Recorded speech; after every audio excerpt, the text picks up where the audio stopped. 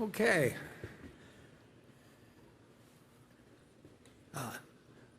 Last year, for several years, we had a wonderful woman who carried this meeting off without a hitch, Carrie Sova, and she just had her third child here about a few weeks ago and decided that she decided right after the last meeting that was going to be her full-time occupation.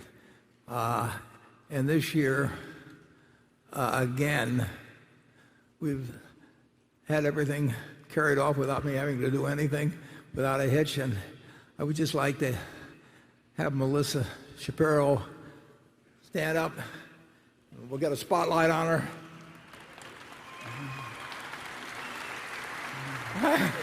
Gee.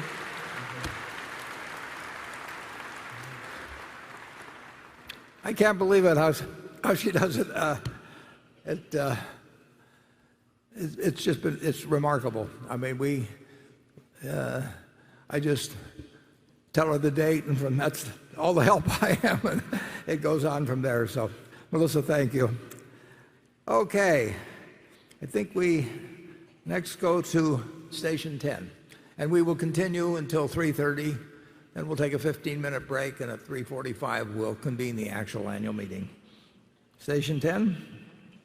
Hi, I'm Teresa Ligozinski. I'm from Omaha, Nebraska. And I have a question about Microsoft. You have gotten into the tech world with buying Apple. You have Mr. Gates there. I'm just wondering why you've never bought Microsoft. Well, in the earlier years, it's very clear. The answer is stupidity. But since Bill has, particularly since Bill has joined the board, but even earlier than that, because of our friendship, it just would be a mistake for Berkshire to buy Microsoft, because if something happened a week later, a month later, in terms of them having better earnings than expected or making an acquisition, anything, both Bill and I would incorrectly, but would be a target of suggestions and accusations, perhaps even, that somehow he had told me something or vice versa. I try to stay away from a few things just totally, because the inference would be drawn that I might have talked to somebody about something. So I've told the fellows, that Ted and Todd, for example, that there are just a few things that are off the list, because there'd be a lot of people that wouldn't believe us if something good immediately happened after we bought it. And of course, to buy a lot of stock, you can take 6 months to buy it or something of the sort. We just don't need it. But both that and my stupidity have cost us a lot of money. It's a good question, and I think the answer makes sense. But Charlie? Well, it's part of theology that a late conversion is better than never, and you've greatly improved yourself.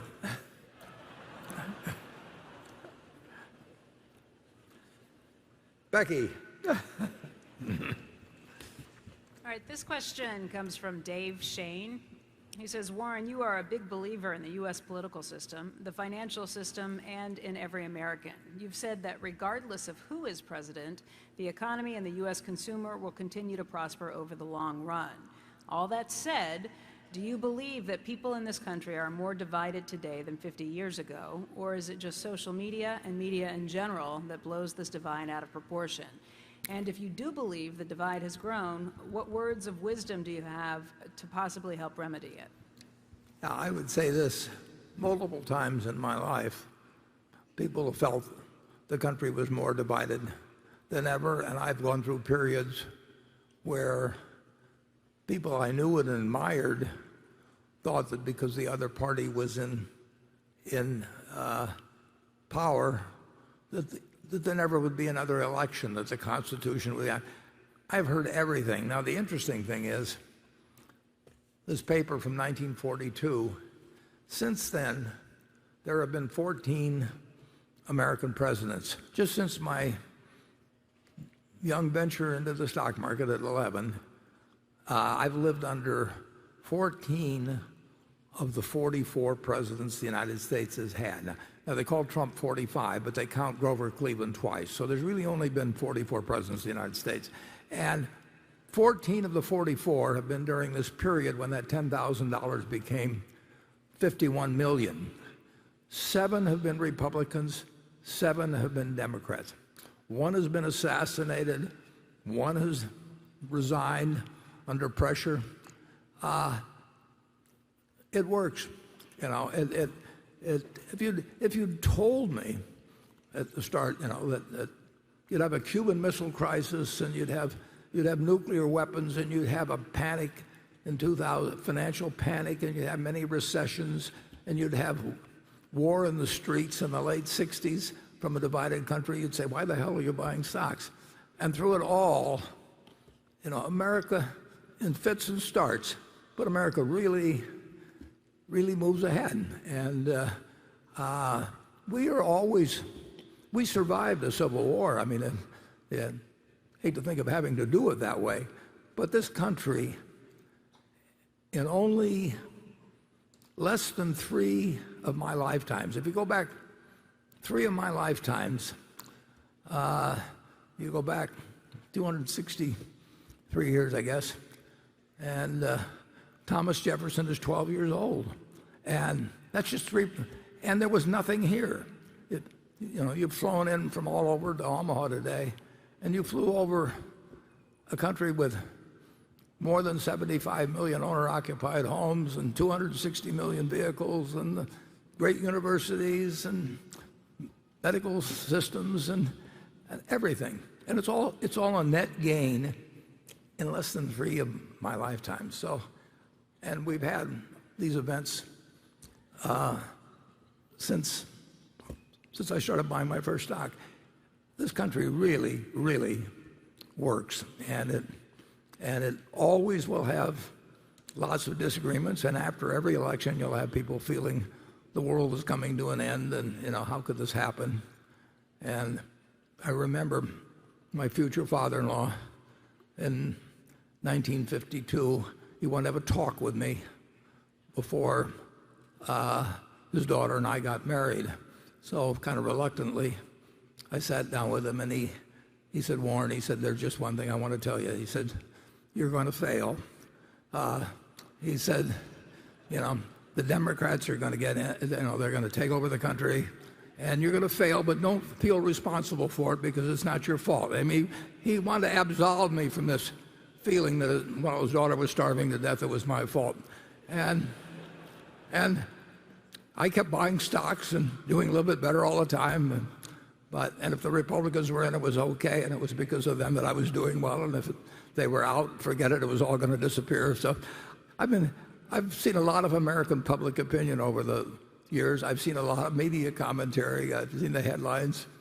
And when you get all through with it, this country has 6 times the per capita GDP growth, the GDP per capita that it had when I was born. One person's lifetime, 6-for-1 change. Everybody in this room essentially is living better in multiple ways than John D. Rockefeller Sr. was, who was the richest person, you know, in the world during my early years. And we're all living better than he could live. So this is a remarkable country, and we found something very special.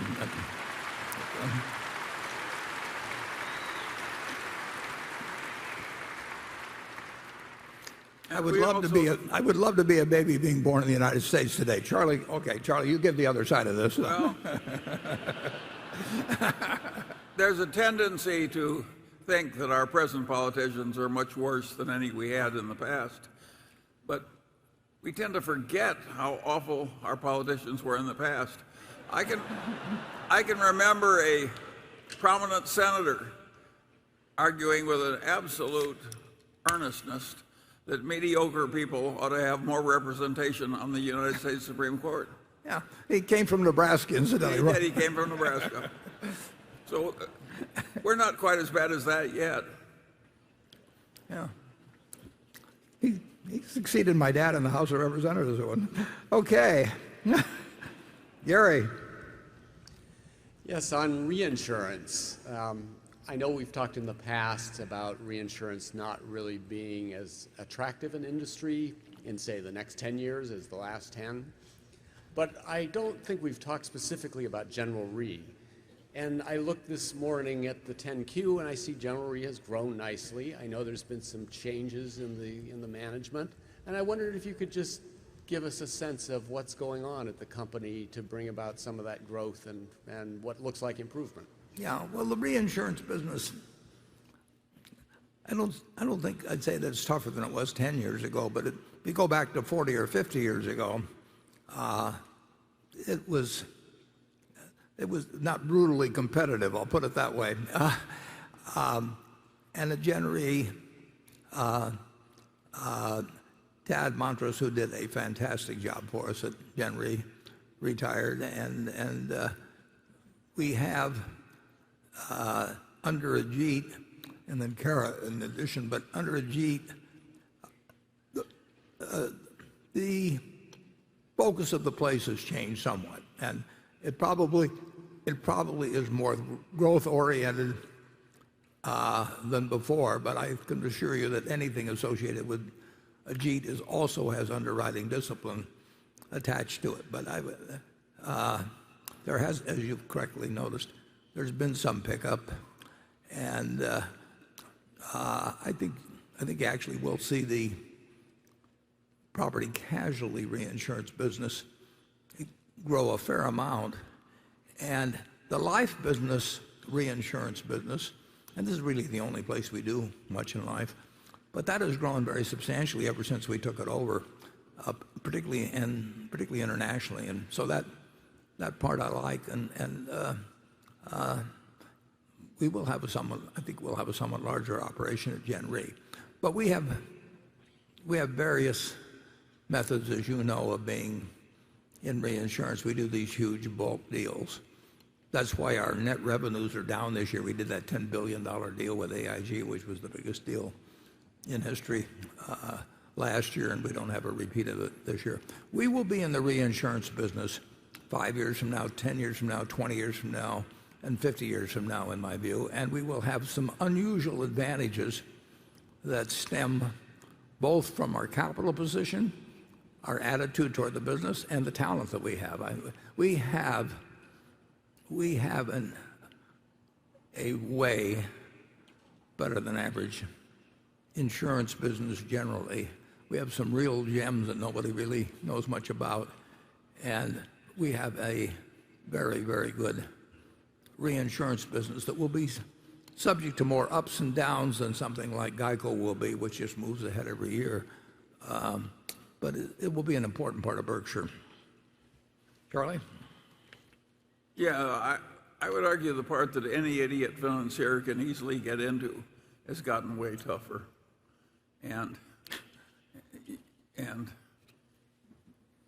why wouldn't it? Charlie is my substitute for my father-in-law that was...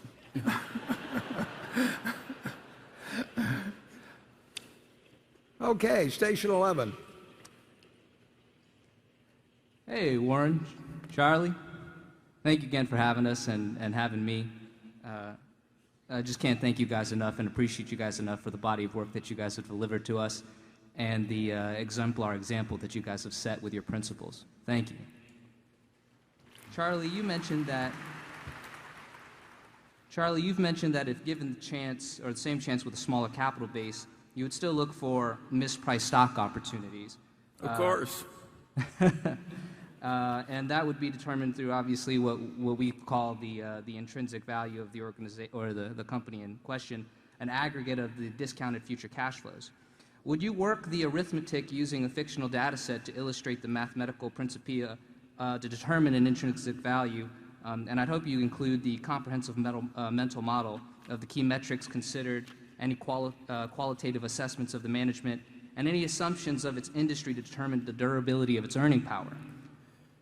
And Warren, same to that effect, would you also demonstrate or illustrate an arithmetic problem set using with a significant capital base and provide the object lessons on how those have changed from a small to a large capital base? Well, I can't give you a formulaic approach because I don't use one. And I just mix all the factors, and if the gap between value and price is not attractive, I go on to something else. And sometimes it's just quantitative. For instance, when Costco was selling at about 12 or 13 times earnings, I thought that was a ridiculously low value just because the competitive strength of the business was so great and it was so likely to keep doing better and better. But I can't reduce that to a formula for you. I liked the cheap real estate, I liked the competitive position, I liked the way the personnel system worked, I liked everything about it, and I thought, even though it's 3 times book or whatever it was then, that it's worth more. But that's not a formula that anybody... If you want a formula, you should go back to graduate school. They'll give you lots of formulas that won't work. This is the longest we've ever gone in the Berkshire meeting without Charlie saying that, getting to the point where he prefers Costco to Berkshire. Okay, Andrew. We got a handful of questions relating to Apple. This is a bit of a mashup of a couple of them. Warren, you have bought in and sold out of IBM. You have praised Jeff Bezos but never bought Amazon. And you have doubled down on Apple. Can you tell us what it is about Apple? And given your sometimes critical views on buybacks, do you think Apple would do better spending $100 billion on buybacks or buying other productive businesses the way you have generally preferred? $100 billion is a lot of money. I used to think so.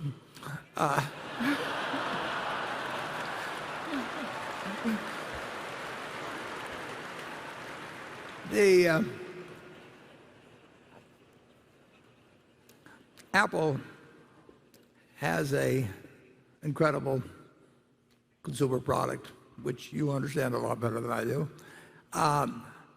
Whether they should buy in their shares, they shouldn't buy in their shares at all unless they think that they're selling for less than they're worth.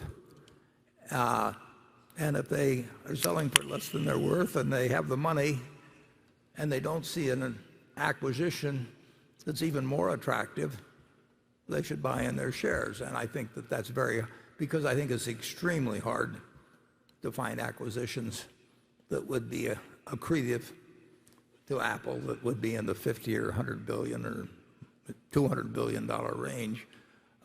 They do a lot of small acquisitions. And I'm delighted to see them repurchasing shares. Let's say we own 250 million or so shares. They have, I think, 4,923,000,000 or something like that.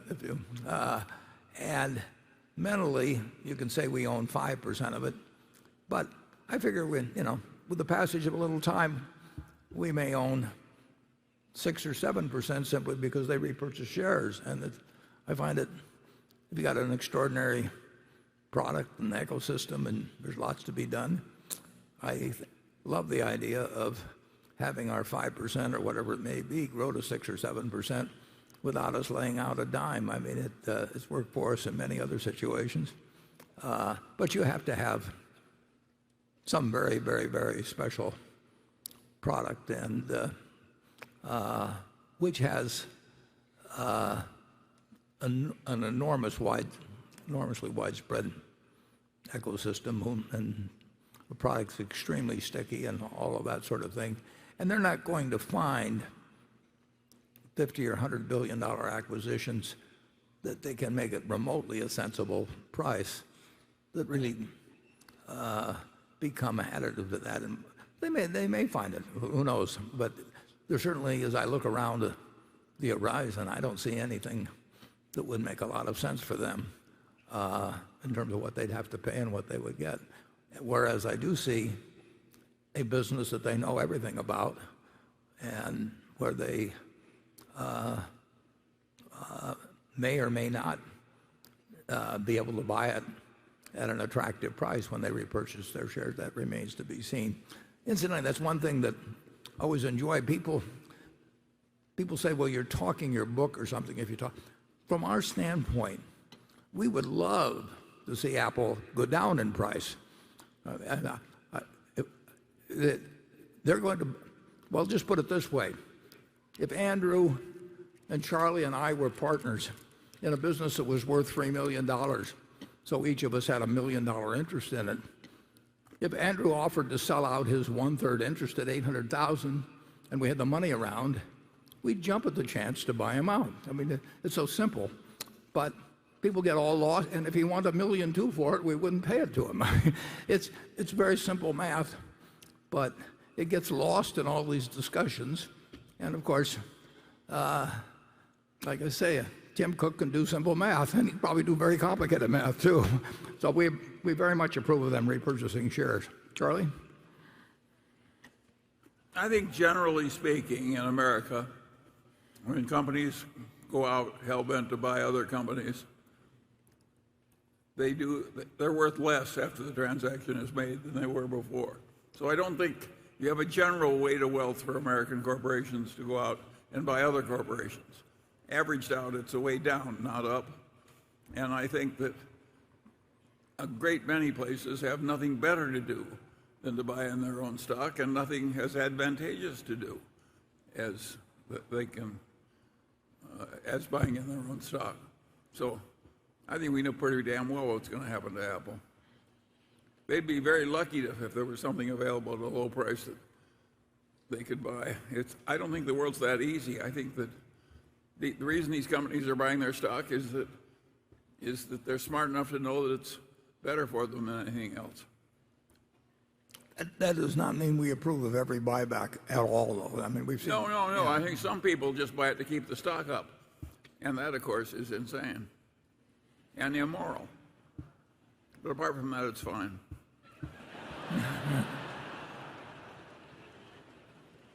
Okay, Greg.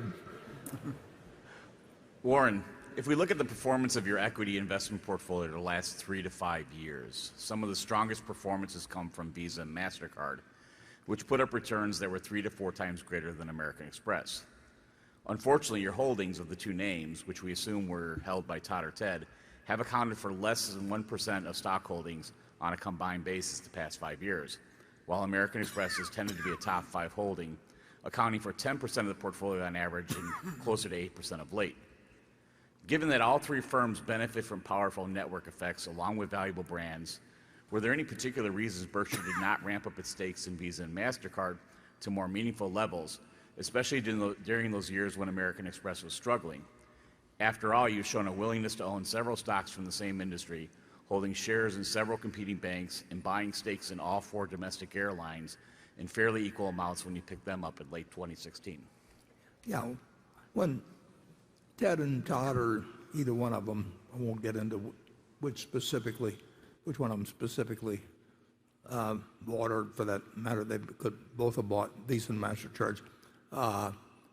They were significant portions of their portfolio, and there was no embargo or anything on them owning those stocks because we had a big investment in American Express, and I could have bought them as well, and looking back, I should have.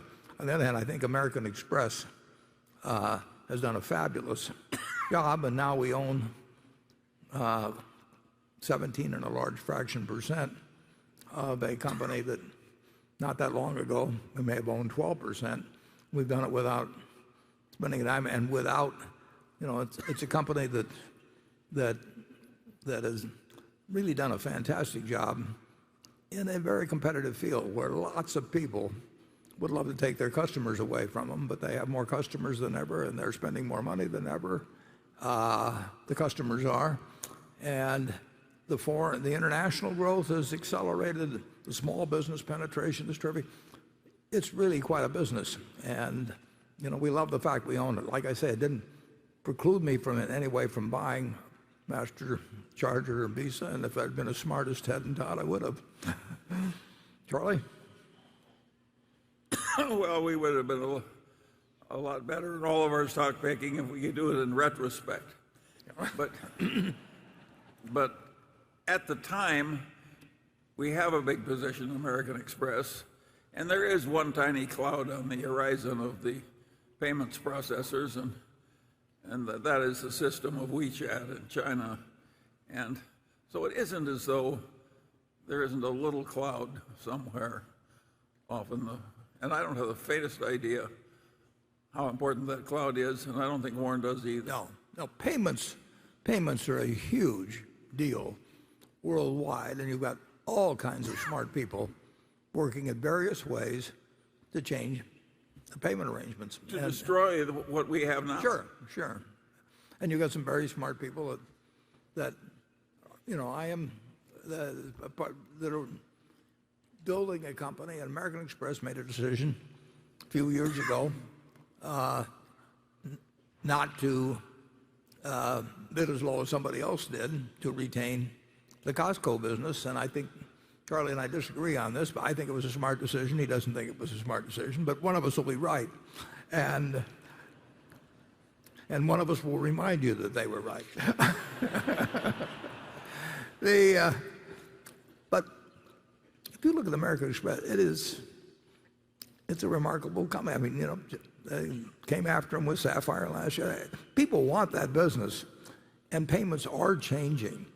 And you can see in different countries, different ways things are going on in that. And there are a lot of people that will play the game of gaming the system and switch from one to another based on the rewards on this card or that and all of that sort of thing.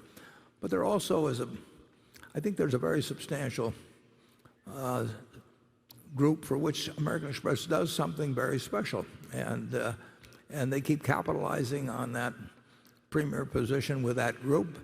And they're doing it successfully around the country, and you'll see in the first quarter, you've seen in the first quarter, where in Britain and Mexico and Japan, you're seeing gains of 15% or better in local currencies, and the base is it's not tiny, but it's not huge, so there's a lot of room left to go in that, and the small business penetration is good. The loan portfolios behave sensationally compared to really just about anybody.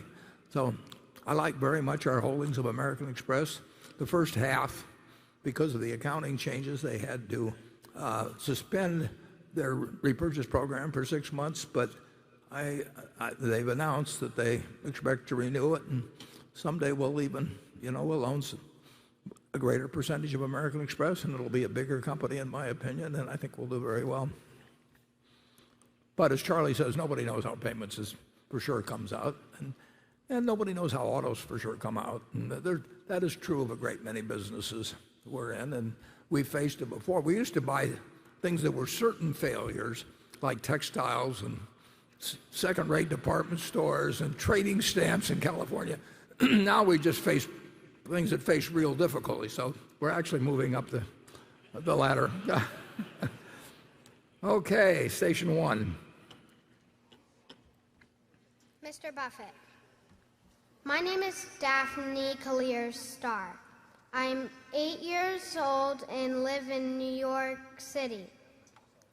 I've been a shareholder for 2 years, and this is my second annual shareholders meeting.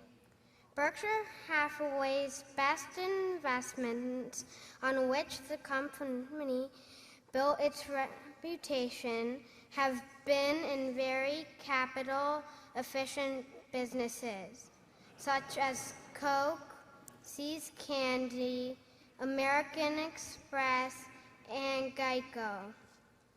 But recently, Berkshire has made really big investments in a few businesses that require huge capital investments to maintain and that offer only a regulated low rate of return, such as Burlington Northern Railroad. My question to you, Mr. Buffett, is could you please explain why Berkshire's largest recent investments have been departed from your old capital efficient philosophy? And why specifically have you invested Burlington Northern instead of buying a capital efficient company like American Express?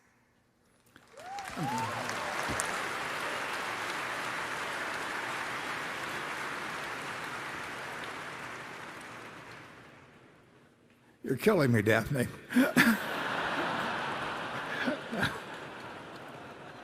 Yeah. I'm certainly glad she's not 9 years old. Yeah.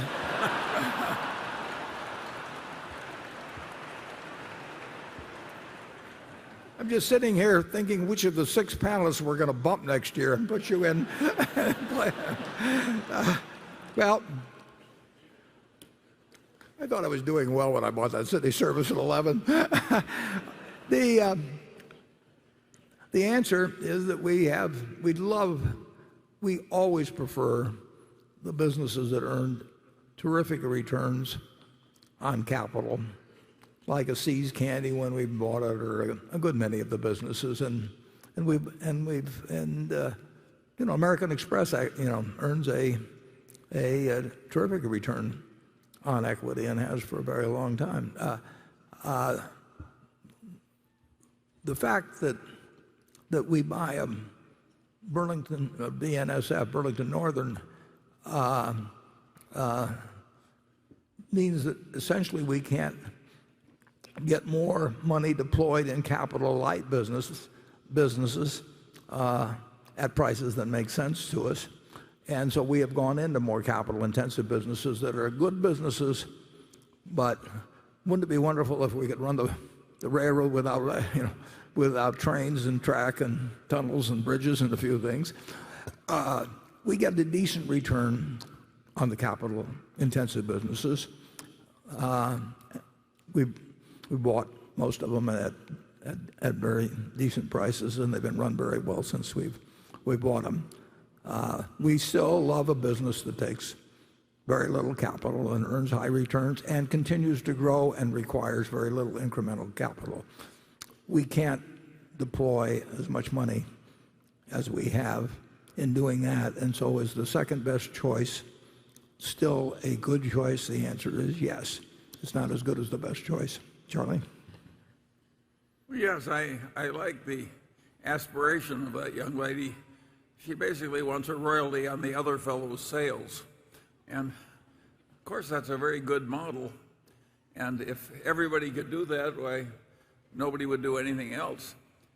The reason we're satisfied with our utility returns and our railroad returns is they're quite satisfactory.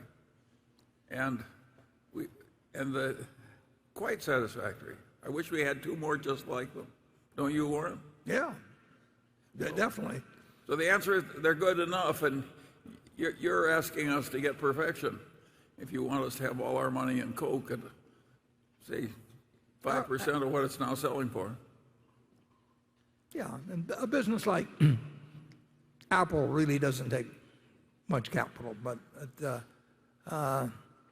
it's still, you've got to spend a lot of money to buy businesses like that. Very few are for sale, and the answer is we have not foregone any opportunity to buy businesses that earn high returns, very high returns on equity capital, or when we could buy them at a sensible price, to buy these other businesses. So they haven't shoved anything else off the table. But you definitely have a job in our capital allocation department. Okay, Carol. This question is from Max Taylor of Chicago, and it concerns the newspapers that Berkshire owns. In your 2012 letter to shareholders, Mr. Buffett, you had a section devoted to Berkshire's buying 28 newspapers during the year just past. Since then, you have not come back to the newspaper subject. But this year, at the end of the annual report, you published a list of the newspapers Berkshire owns today, along with their circulation. I compared that list with the one you published 5 years ago at the end of 2012. As you no doubt know better than anyone, the circulation of the 26 newspapers that Berkshire still owns, of the 28 originally bought, fell sharply, in many cases by big amounts, like 30% to almost 50%. I know that 5 years ago you acknowledged the risk in owning newspapers, but you still said, Charlie and I believe that papers delivering comprehensive and reliable information to tightly bound communities and having a sensible internet strategy will remain viable for a long time. Skip to today and imagine that you are writing about Berkshire's experience with newspapers. What would you be saying? Yeah, I would say that, I forget the modifying word on internet strategy, but I guess I said sensible. The problem has been about 1,300 daily newspapers in the United States. There were 1,700 not that long ago. Is that no one except the Wall Street Journal, the New York Times, and now probably the Washington Post has come up with a digital product that really, in any really significant way, will replace the revenue that is being lost as print newspapers lose both circulation and advertising. And if you look at the communities in which we operate, or the communities in which, you name it, other newspapers operate, the community could be prospering. We're in a prosperous economy presently, and all are losing daily circulation. They're losing Sunday circulation. They're using what's called street sales. They're losing home delivered, and I've been surprised that the rate of decline has not moderated in the last 5 years. We bought all the papers at reasonable prices, so it is not a great economic consequence to Berkshire. But I would like to see daily newspapers actually, be economically viable because of the importance to society. But I would say that the trends, which I put those circulation figures in there because I think shareholders entitled to look year to year at what is happening, and it's happening to 1,300 newspapers throughout the United States, and it happens in small towns where you would think that the alternative sources of information would not be that good. It happens every place, and the Journal, the Times, and probably the Post have a viable economic model in the digital world, and probably will continue to shrink. I'm almost certain will continue to shrink in the print world, but the digital world will be big enough that, and they'll be successful enough so that they have, in my view, a sustainable business model. But it is very difficult to see, with the lack of success in terms of important dollars arising from digital, it's difficult to see how the print product survives over time, and I'm afraid that's true of 1,300 papers in this country, and we'll keep looking to see if there is a way to do it. But you'd have to look at our experience and look at the experience of everyone else's. McClatchy newspapers came out the other day, and I think the newspaper, which is very good, fine cities that they operate in, advertising revenues down something like 17 or 18% in circulation.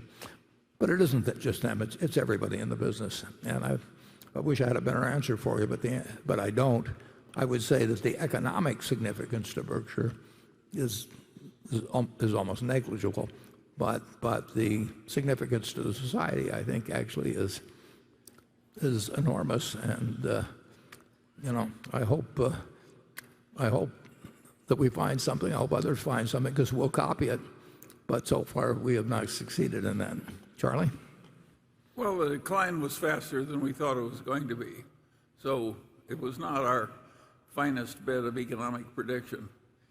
And I think it's even worse. I think to the extent we miscalculated, we may have done it because we both love newspapers and have considered them so important in our country.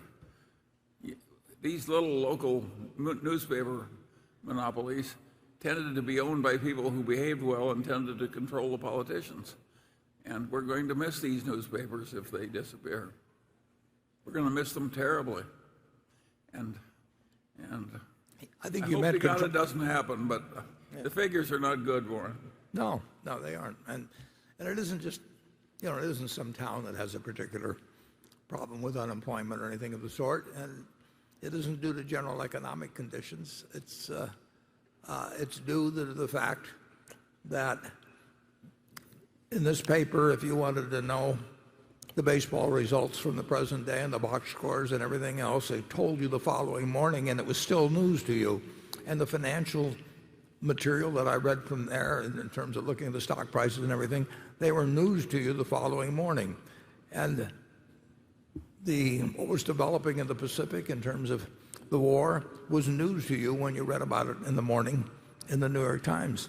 And news is what you don't know that you want to know. And those help wanted ads, segregated as they may have been, still were the place to go to look to find a job. And you can go up and down the line, and one element after another, where the daily print newspaper was primary,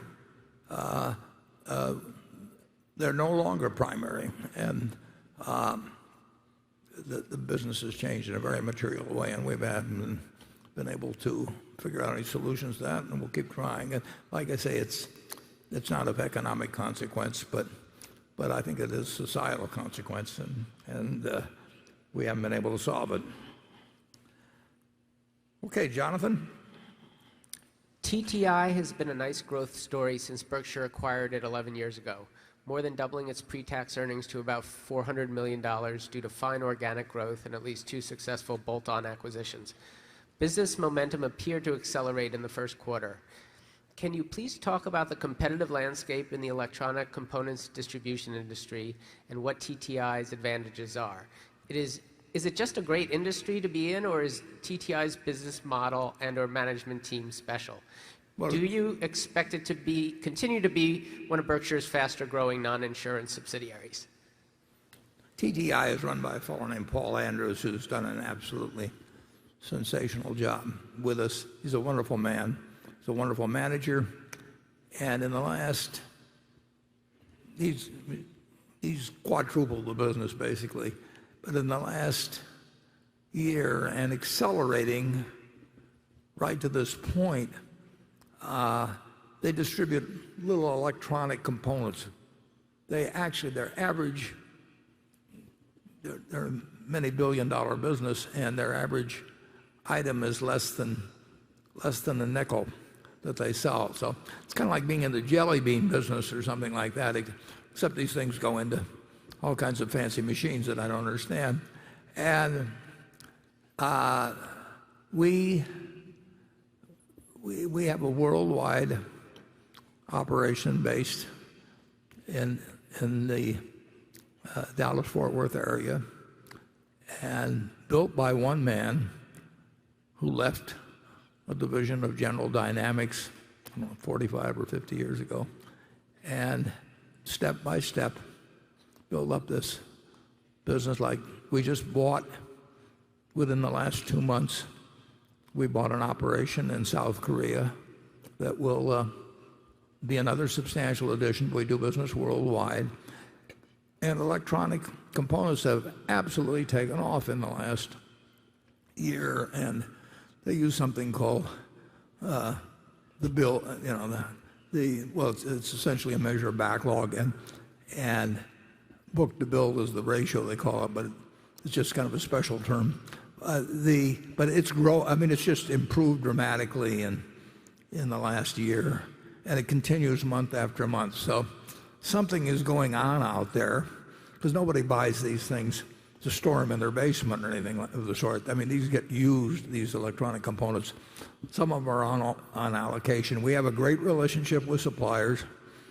We have a very good relationship with our customers, because we carry more inventory than most of our competitors. So particularly when the business is tight, we can deliver and do a very first-class job doing it. So I give great credit to Paul. He increased his physical facility, started on that a few years ago, and it's a godsend that he did it, because with the business going through there now, we wouldn't have been able to handle it. But it's a competitive business. I mean, if you look at Aero Electronics on the New York Stock Exchange, we've got competitors.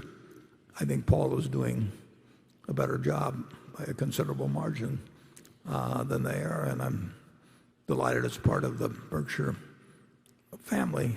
There will be times when that business slows down, because their customers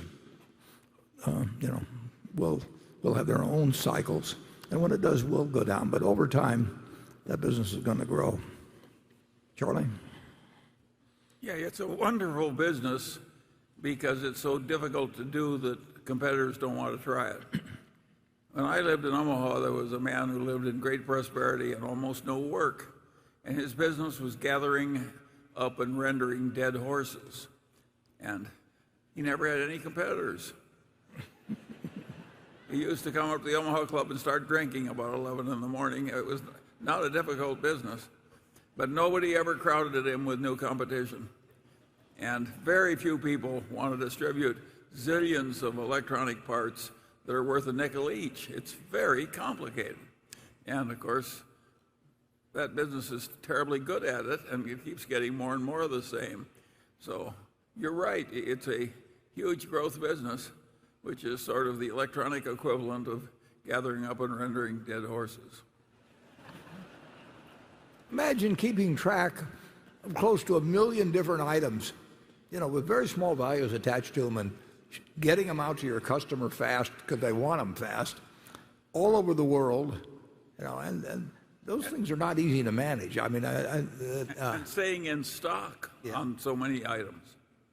It's very complicated, and that business is very good at it. Yeah, we're lucky. And of course it'll grow. The horses went away, but these parts aren't going to go away. Charlie made a profession of studying businesses where the owners could sit around and drink all day and have them. He thought that was where we ought to be competing, or buying. My theory, Warren, is if it can't stand a little mismanagement, it's no business. Yeah. Yeah, and we're testing that sometimes. Okay, station 2. Hi, Ben Sherbert, Topeka, Kansas. Just want to say, Warren and Charlie, thank you again for hosting us all. This is a great event. Thank you. My question is about the recent decision to sell shares back of Phillips 66. Not to put you on the hot seat, but right after that, share prices jumped up about $22 a share. You mentioned at the time that there's some regulatory requirements if you own over 10% of a company. Could you talk about the factors that go into how you decide whether to retain more than that or get under that threshold? And then what are your thoughts long-term on Phillips 66, like their business, midstream refining? Yeah. Well, it was the city service preferred of last year. We sold the stock at around 93 or 4, and probably 115 now. But we we own just under 10% of the company, and the more Ted and Todd and I think about various problems connected with regulatory problems and trading problems and so on, overwhelmingly we will stick below 10% on marketable security holdings. We've done it with the airlines. Now, that does not mean we're going to reduce our holdings in American Express or anything of the sort. And Greg Garland has done a great job at Phillips 66. We've had very good relations with the company. He's a very, very, very experienced and sensible manager. But I did decide that I wanted to be below 10% in that holding, and like I say, we'll stay just slightly under 10% of Wells Fargo. We've actually sold a few shares just to stay below 10%. In the case, I think, of both American Airlines and United Continental, unless there's something unusual, we're going to stay under 10. But we have 9 and a significant fraction percent of Phillips, and I think they've been good at operations. I think they've been good at capital allocation. We traded them stock for a business some years ago, which has been a very nice business that we've retained an operation. So we've got a lot of money still in Phillips, and I wish I'd made the deal at a higher price. But we made money on what we sold, and we accomplished an objective. Charlie? Well, we like the subsidiary we traded the stock for. I missed that, but We traded the stock for a subsidiary. yeah. Well, we like the subsidiary. Oh, yeah. Well, it It's improved. like the stock went away for nothing. Yeah. Yeah, actually, we've done pretty well with Phillips. Becky? This question comes from Vlad Koptev in Ukraine. He says, capitalization of cryptocurrencies approached that of Berkshire and Apple last year.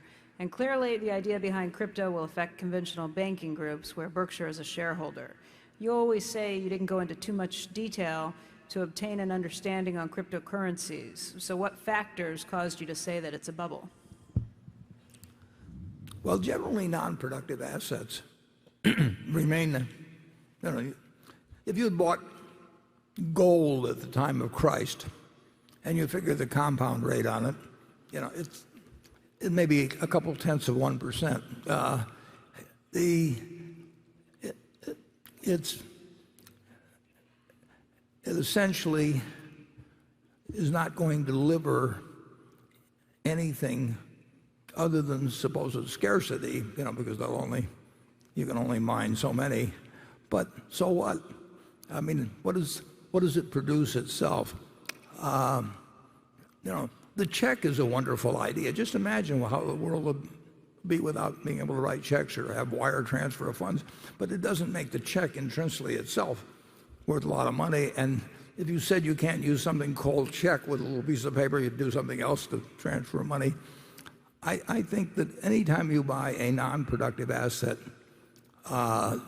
you are counting on somebody else later on to buy a non-productive asset because they think they can sell it to somebody for more money. And it's been tried with tulips, and it's been tried with various things over time, and it does come to a bad ending.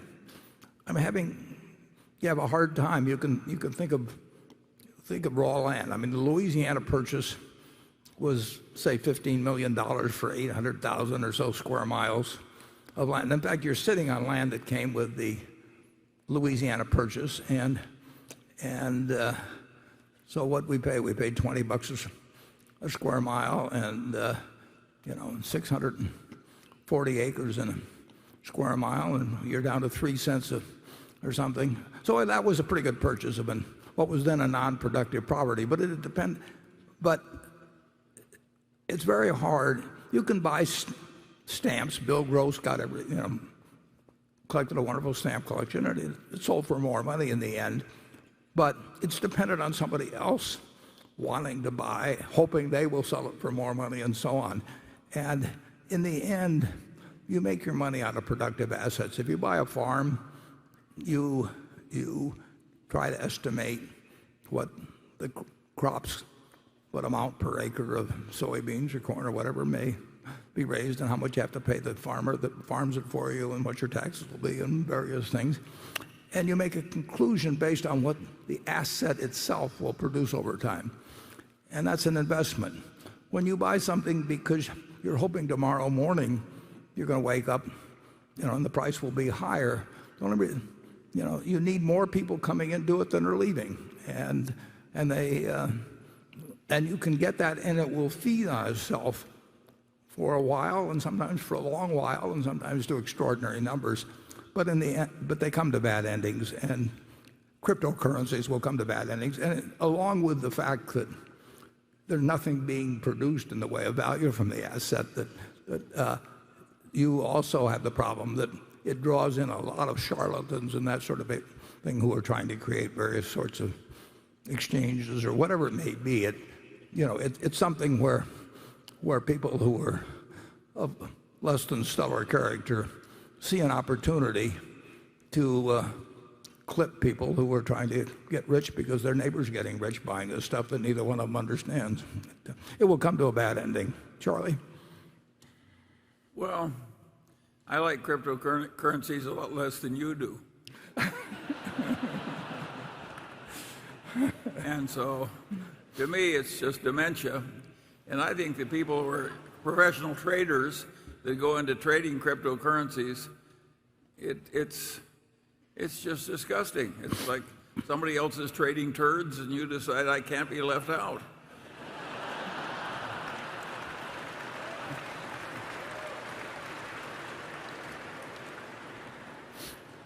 To the extent that we're being webcast around the world, I hope some of our stuff doesn't translate very well, actually. Okay, Gary. Yes, I had a question on the corporate tax rate. And we have a debate in my investment world about where the benefits of that cut fall.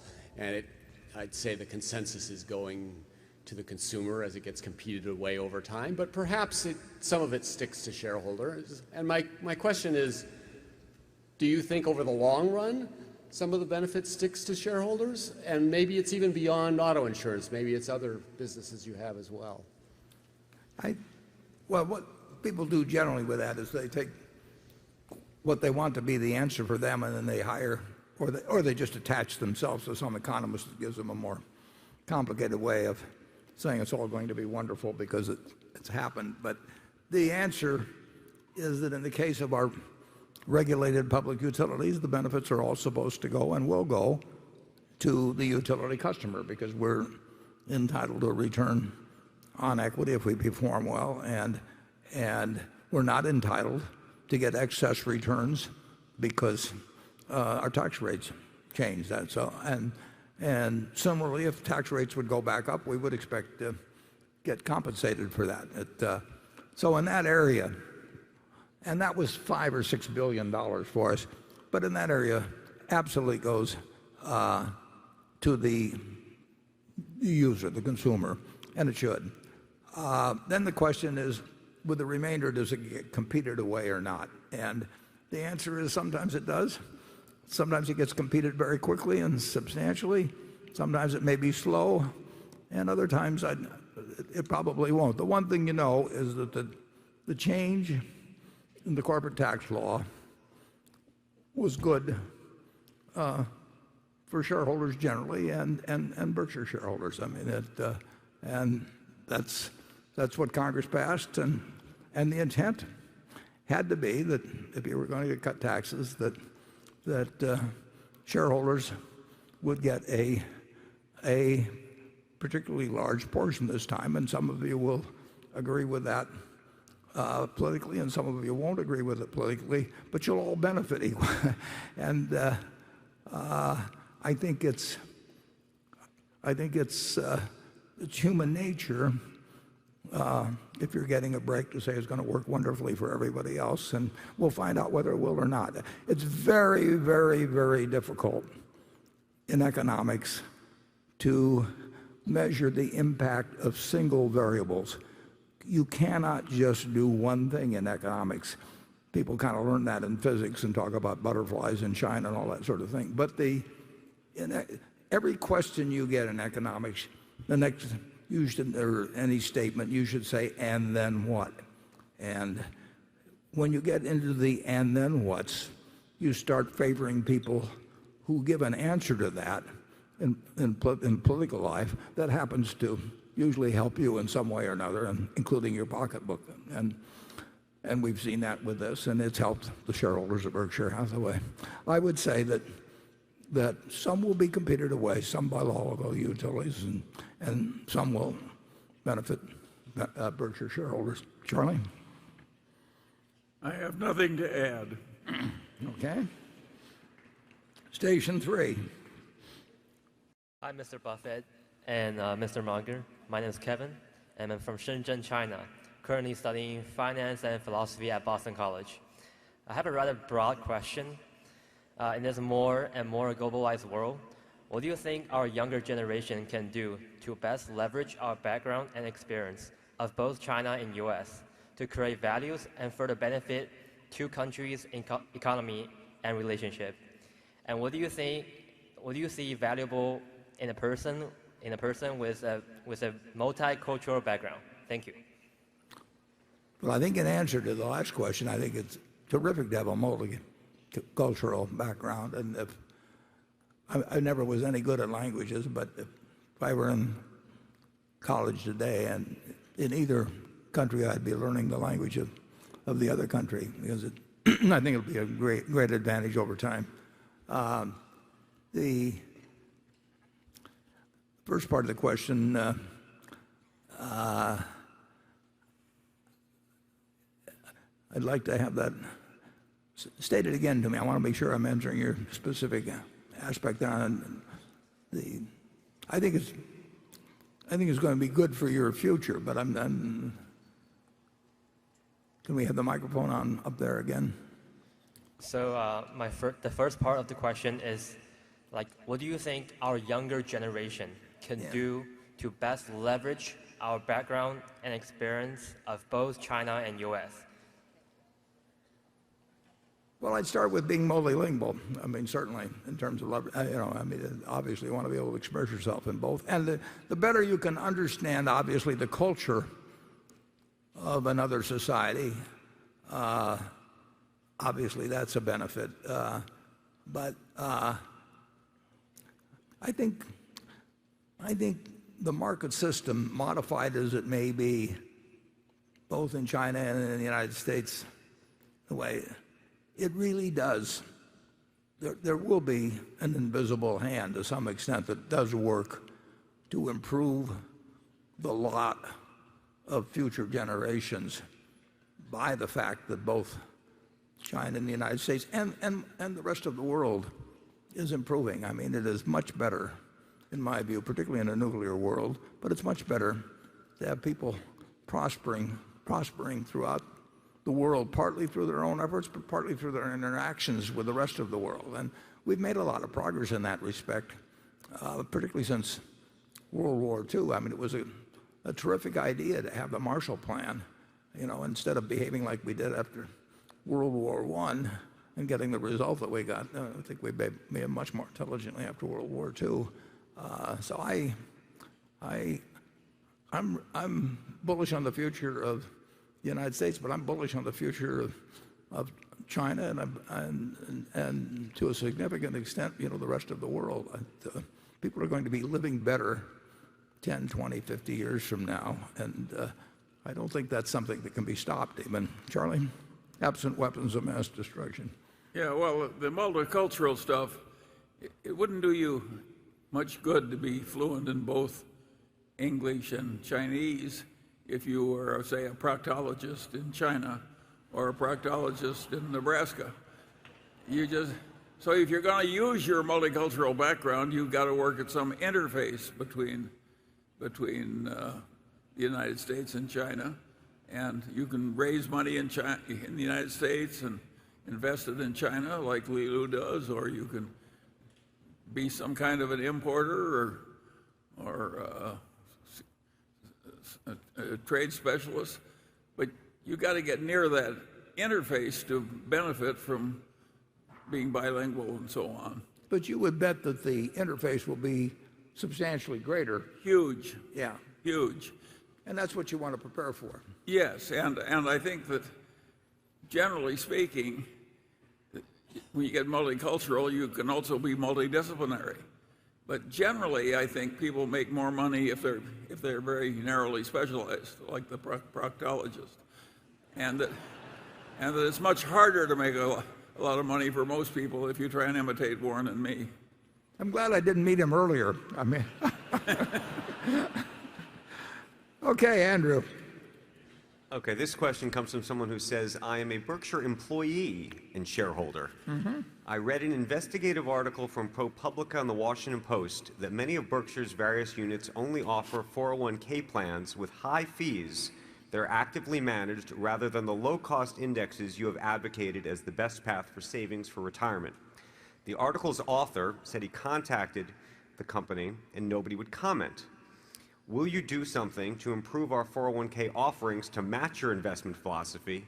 And from an operational perspective, how did this happen, given your strong views on the topic? Well, I've absolutely said what many, many times through annual reports, and our managers know what I think about the attractiveness of having an index fund option, but they all have different plans, different histories, and they run their businesses. And who knows, which particular, if you go back to the older businesses, they have defined benefit pension plans generally. Nobody puts them in anymore. Then the question is, do you transition to something else?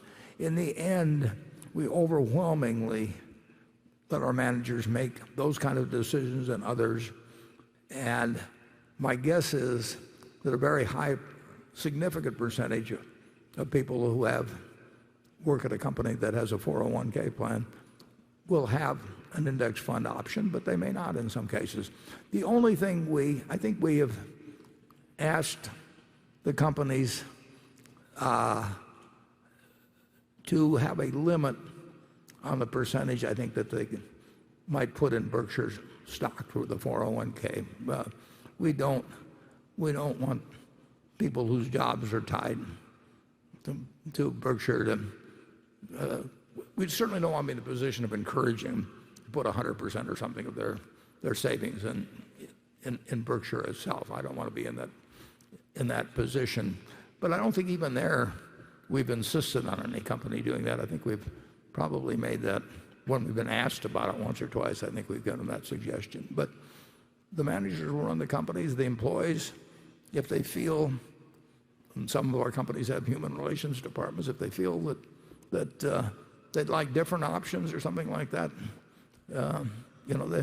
they should make those views known to the managers. And in some cases, the managers, I think, will pay attention to them, and others, they probably won't. We've got a wide variety of managers that run our businesses, and we're not going to start trying to run them from Omaha.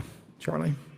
Well, I think you're right. That has happened, that business of the high fee choices, because we've delegated the whole subject to the managers of the subsidiaries. And so no attention at all is being given to the employee choices at headquarters. And what you're pointing out is that a lot of the employees in the subsidiaries would do better if they indexed instead of choosing what they did choose. And my guess is you're absolutely right about that. And if there are any people, managers in the business today, I hope we'll do a little better at encouraging better choices. Yeah, although we wouldn't want them, we don't want them to interfere too much in directing what they people. It's we could take over human relations. No, it's up to the managers, but we wouldn't object to a little different viewpoint. And we have made it very clear what we think. I mean, they just some of them don't listen to us. Okay, Greg. Warren, you've noted time and again that there is a strong common culture shared across Berkshire subsidiaries, built on a commitment to honesty and integrity, a focus on the long term, and an emphasis on customer care. and that it's also critical to find cultures that mesh well with Berkshire's when acquiring operating companies. In most cases, the managers that are currently running these subsidiaries are the same individuals or members of the families that originally sold their firms to Berkshire, leaving them with a vested interest in the businesses they are running and a strong connection to the culture they tend to share in common with Berkshire. It seems to me that the greater challenge is in ensuring that the large publicly traded firms that have been acquired and account for a meaningful and growing amount of Berkshire's overall value stay the course. Could you comment on whether or not this is the case, and what the greatest challenge is for you and Charlie when it comes to not only maintaining Berkshire's culture, but in finding firms that would fit in well with what you've built? Yeah, I think the culture is very, very strong. And I think it gets reinforced. Frankly, I think it gets reinforced by the shareholders we have. I mean, we have a different body of shareholders, and we look at those shareholders, I think, in a somewhat different way than a good many other companies do. I mean, I think there are a fair number of public companies that wish they didn't have public shareholders. We're happy to have public shareholders. And we like having individual shareholders, and we don't favor institutions, and we're not going to give guidance and talk especially to them on investor calls and all that sort of thing. But we want it to be directly with we want shareholders who are partners, basically. And that begins with that. It goes to the directors. We have directors who are not, well, I've been on 19 boards, and I've never seen another board like ours. And I think it's terrific that we've got the people who represent, in many cases, lots of shares themselves. They didn't get special deals. It's a group of owner-oriented, Berkshire-conscious, business-savvy owners, and we don't have anybody on the board because they're a leading, educator or whatever it may be. We want people who basically think about how to run a business well for themselves and for their partners. And we've got managers who fit into that culture or who have chosen that culture in coming with us. And sometimes we have the second or the third or fourth generation, and say at the Nebraska Furniture Mart, that share that. Is it perfect? No, it's far from perfect. I mean, you don't get everybody thinking the same way. We have people that are very independently minded, running a lot of businesses, and some of them have different political beliefs. They see through different lenses than we do to some degree.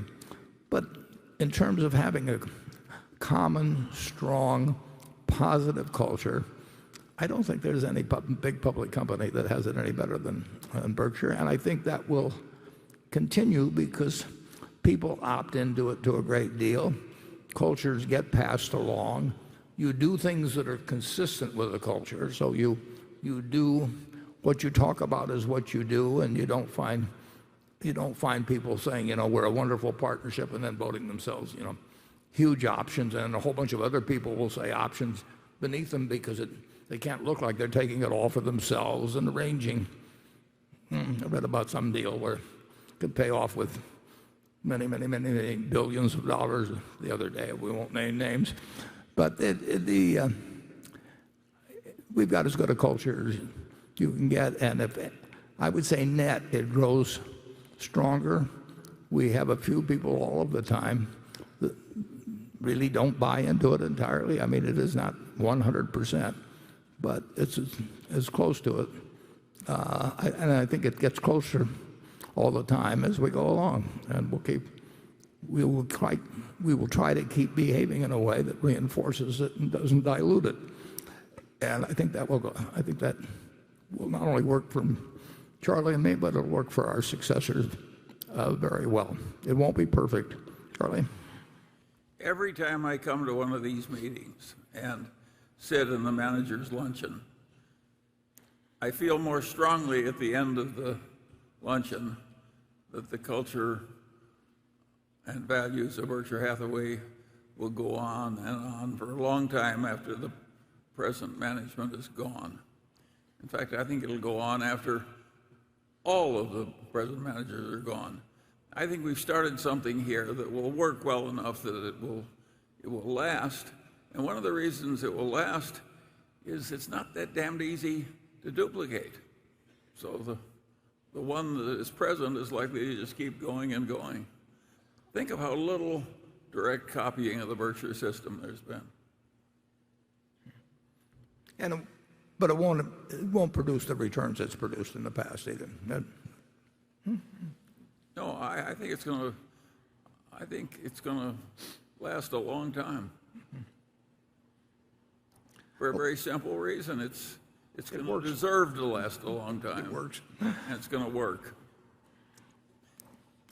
Okay.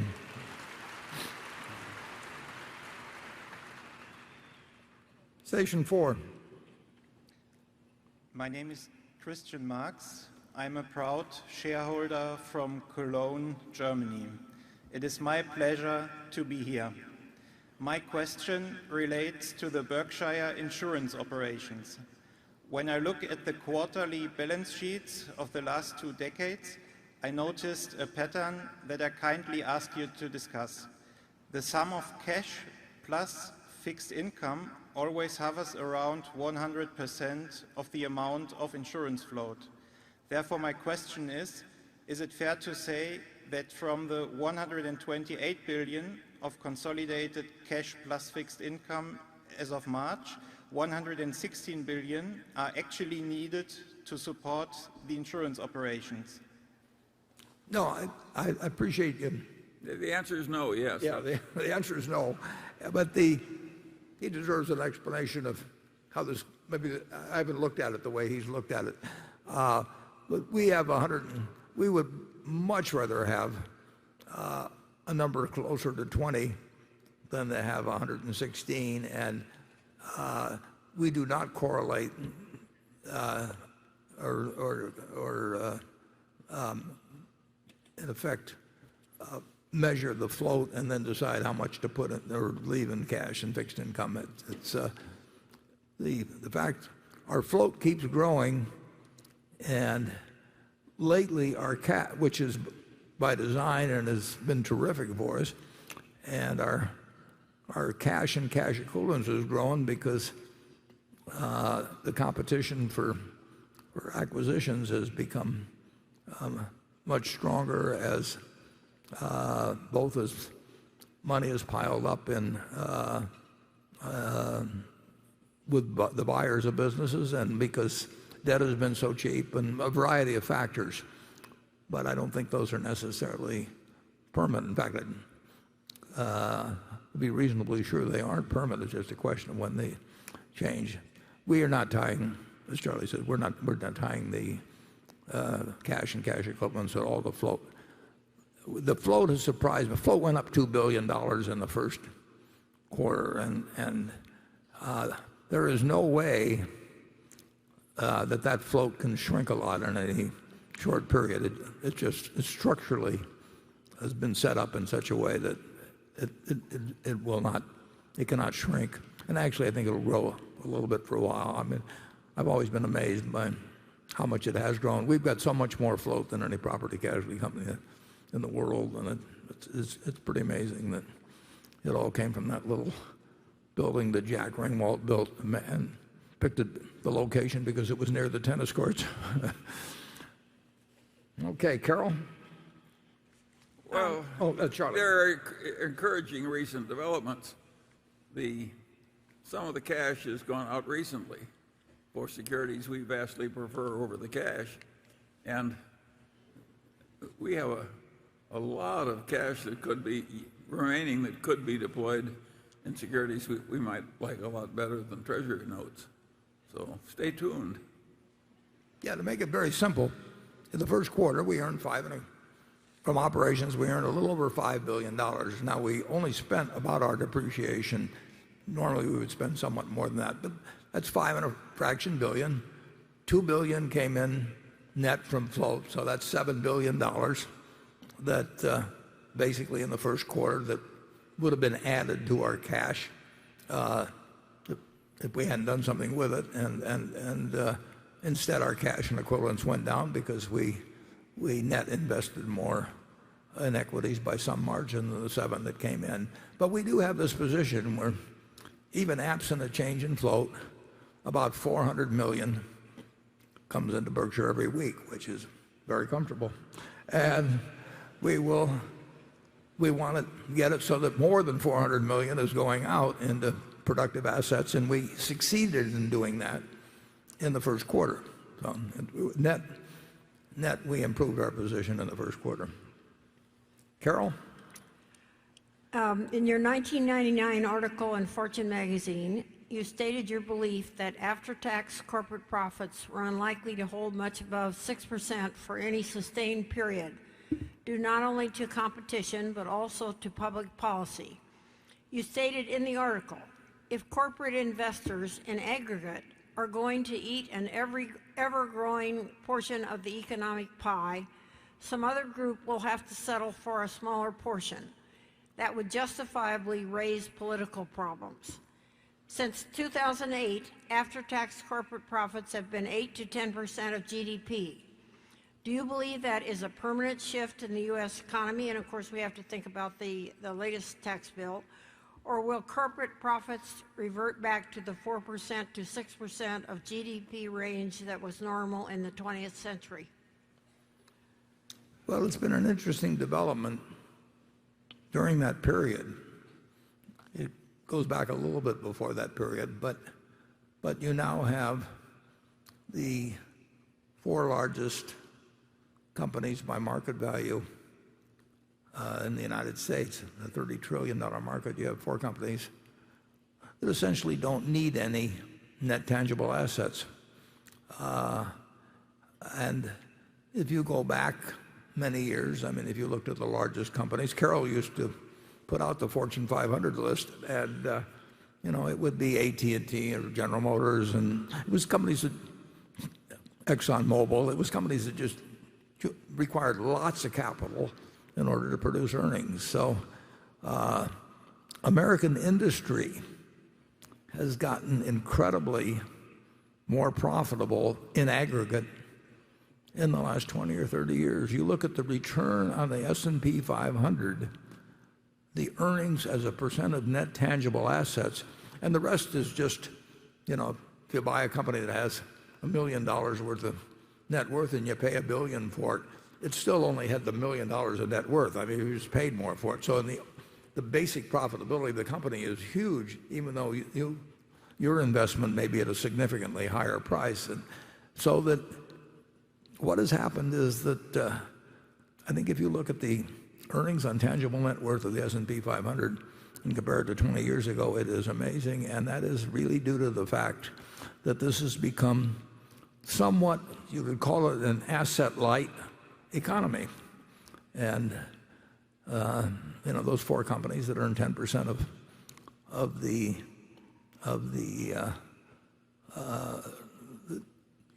they comprise close to 10% of the market value of the entire publicly traded corporate America. They don't take any money, basically, and that is a changing world, and they will earn even more money with the tax rate going down, and I don't think people have quite processed all that information in terms of what is going on in the market. Carnegie built a steel mill and then he paid it off, or he borrowed a little money and then he built another steel mill and all of that sort of thing. But it was enormously capital intensive. And one industry after another, AT&T was enormously capital intensive. And now the money is in the asset light. I mean, huge money is in the not only asset light business, but the negative asset. IBM it has no tangible, there's a net minus tangible net worth. There's nothing wrong with that. It's terrific. But it is not the world we lived in 30 years ago. And in that sense, I didn't see that coming in 1999 when I wrote whatever I wrote there. It hasn't changed the profitability of the asset-heavy companies particularly. I mean, it isn't like oil. If you take the 5 most capital-intensive industries in the 90s, I don't think you'll find that they're their earnings on tangible assets have increased a lot. But you will find that this group has moved in that really doesn't, they don't need any net tangible assets at all, or they need very minor amounts. Charlie? There's also a lot of financial engineering that's raised leverage, even in the capital-intense businesses. And, while Warren may have predicted a little wrong when he wrote that very scholarly article, he didn't invest wrong. And so it just shows it's hard to make these economic predictions.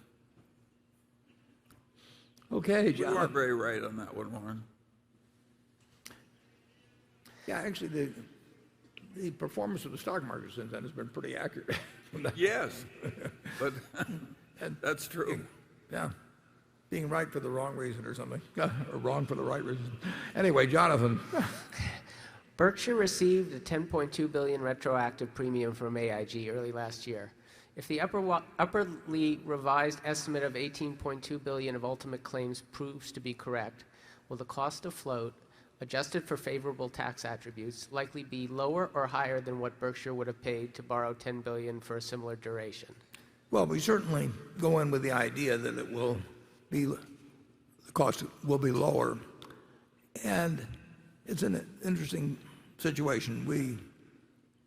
Essentially AIG, which is one of the largest property casualty, particularly commercial property casualty companies in the world, said, we want to give you all of the losses that we incurred in a very big percentage of our domestic business before December 31st of 2015, and we will pay the first $25 billion, and then after we pay $25 billion, AIG pays $25 billion, then you pay 80% of the next $25 billion.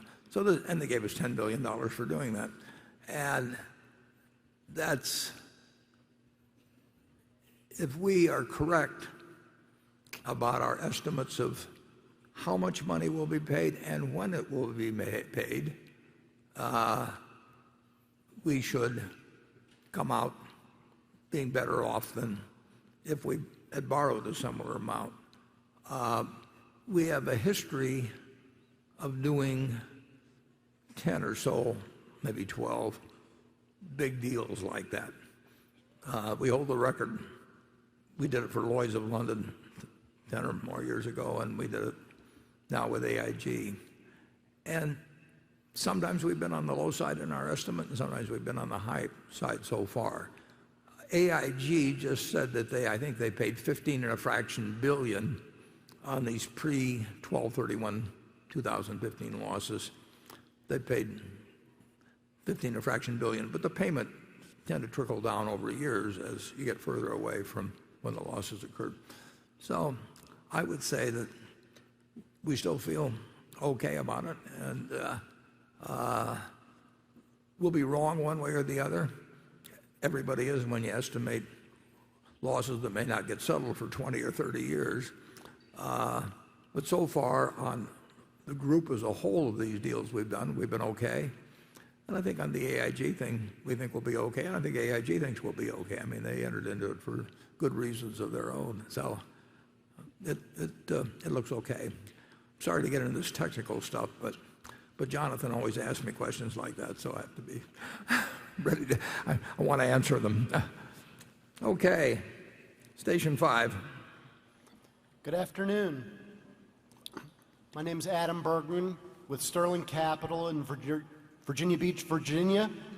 I'm here with my daughter, Michelle, from Cape Henry Collegiate in Virginia Beach. Hi, Warren. Hi, Charlie. Our question for you is how you go about attempting to forecast the degree of future success of one specific product in a good business versus another, such that you invest in American Express and Coca-Cola rather than Diners Club or RC Cola, for example. Thanks. Well, with American Express, it was an interesting situation because Diners Club got there first. I think American Express in a certain sense. I mean, they did it for a lot of reasons, but they went into the credit card business because they were worried about what was going to happen to traveler's checks. And although traveler's checks are still exist in a significant way, but the interesting thing when American Express went into competition with Diners Club and with Carte Blanche, as I remember, that was also existed at the time, was that instead of charging less than Diners Club and going in figuring they were going against an established guy and they'd come in at a lower price, they went in at a higher price, as I remember. And the American Express Centurion was on that card. I've got one that I got in 1964, but they were in it before that. It had more value in time. I mean, it got better representation. And frankly, if you were a salesperson out with somebody and you could pull out that American Express card with that Centurion, you look like it were J.P. Morgan. And if you pull out the Diners Club, it had a whole bunch of flashy signals. You look like a guy that was kiting his checks from one month to the next. And a fellow named Ralph Schneider and Al Bloomingdale developed the Diners Club, and they were very smart about getting there first, but they weren't smart about how they merchandised it subsequently. R.C. Cola, it did. There are all kinds of colas that came after Coke. I mean, you go back to 1886 and come up with something at Jacob's Pharmacy that's incredibly successful.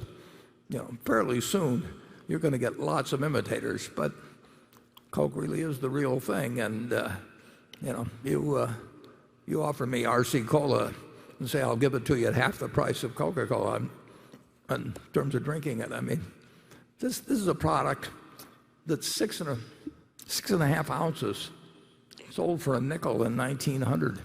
And now if you buy it on the weekend and buy it in large quantities and everything, you're not paying that much more. This newspaper was 3 cents in 1942. The amount of enjoyment per real, in terms of the real of what you pay for this, has gone dramatically down in inflation-adjusted money. So it is a bargain product. You have to look at See's Candy. If you live in California and you were a teenage boy and you went to your girlfriend's house and you gave the box of candy to her or her mother or father and she kissed you, you lose price sensitivity at that point. So we really want products where people feel like kissing you, rather than slapping you. It's an interesting thing. I mean, in effect, we're betting on the ecosystem of Apple products, but led by the iPhone. And I see characteristics in that make me think that it's extraordinary. But I may be wrong. And so far, I would say we've been right on American Express and Coca-Cola. American Express had this huge salad oil scandal in 1960, happened in 63, November, right around the time Kennedy was shot. And there was really worry about what the company would survive, but nobody quit using the card. Nobody quit using the traveler's checks. And they charged a premium price for their traveler's checks. So there are things you can see around consumer products that sometimes can give you a pretty good insight into the future, and then sometimes we make mistakes. Charlie? I got nothing to add, except that if we'd been offered a chance to go into Coca-Cola right after it was invented, we probably would have said no. We'd have turned to them. Yeah. It would have looked kind of silly to us. Well, unless we drank it. Now, Charlie, listen. No, he's right. I mean, we don't foresee things that we haven't got a lot of evidence in on. I mean, we want to see a lot of. If we're talking about a consumer product, we want to see how a consumer product behaves under a lot of different circumstances, and then we want to use something. Actually, there was a book by Phil Fisher written around 1960 called Common Stocks and Uncommon Profits. Is one of the great books on investing. And it talks about the scuttlebutt method of investing, which was quite a ways from what Ben Graham taught me in terms of figures. But it's a very, very good book. And you can learn a lot, just by going out and using some shoe leather. Now they call them channel checks now or something like that. But it's you can get a feel for some products, and then there are others you can't. And then sometimes you're wrong. But it is a good technique. It's an important investing technique, I would say that. And Ted and Todd do a lot of that. And they have some people that help them out on doing it too. Charlie's done it with Costco. I mean, he is. I mean, all the time he is finding new virtues in Costco. And he's right, incidentally. I mean, Costco has an enormous appeal to its constituency. They surprise and delight their customers, and there is nothing like that in business. You have delighted customers, you're a long way home. Okay, Becky. This comes from John Hegarty at Brightstar Capital Partners, who writes, Warren, you're stepping down from the Kraft Heinz board at a time when the company is looking to do a large acquisition, Unilever, for example. Do you fundamentally disagree with the combative nature of hostile bids, activist investing, and competitive proxy contests? Well, we will not make hostile tenders ourselves. I do not believe that there's anything fundamentally wrong with the idea. I mean, if you take the Fortune 500 companies, I'm sure that all 500 are not managed by the best, or in some cases even the friendliest to investor and managements in the world. So I don't think it's evil or anything to conduct a hostile offer for a company. It's just we won't do it, and we don't want to get into that. We like being liked by the managements that we join because we're counting on them to run the company, and we're not bringing in a whole bunch of people that know how to change businesses. We seldom take a position opposite to management, very seldom, on anything involving a proxy contest of sorts. But we don't rule it out. We don't think every management is entitled to be, that they don't have a lifetime hold on their business. But it's not our style at all well, we won't do it in terms of initiating it ourselves, and we'd be very, very, very unlikely to support the contest. But we have voted against a couple of propositions over 50 years that managements have had made in relation to stock options. We withheld a vote at Coca-Cola a few years ago to express our opinion. But we don't think it's evil for the shareholders, in some cases, to have different opinions about who should run the company or whether compensation is appropriate or matters of that sort. The stockholders still own the company. Charlie? I've got nothing to add to that. I don't envy these people that are in these unfriendly uproars all the time. Imagine doing that after you were already rich. It's insane. Yeah, we are definitely not looking for it. But there are certainly companies that deserve challenge. I mean, and they propose things that deserve challenge occasionally. But again, it's not our main activity. And the question was asked in reference to Kraft Heinz. The people at 3G are great managers. They've been wonderful partners. I had made a determination before we got involved there. I was going to be on no more public boards. I'd been on 19 of them, and it takes a lot of time. And they asked me if I'd go on for a while, and I did. But it really is like 7.5 days or something. And if you're on a bank board, it may be quite a bit more than that. I mean, they're just being on a public board usually means quarterly meetings plus maybe an extra one.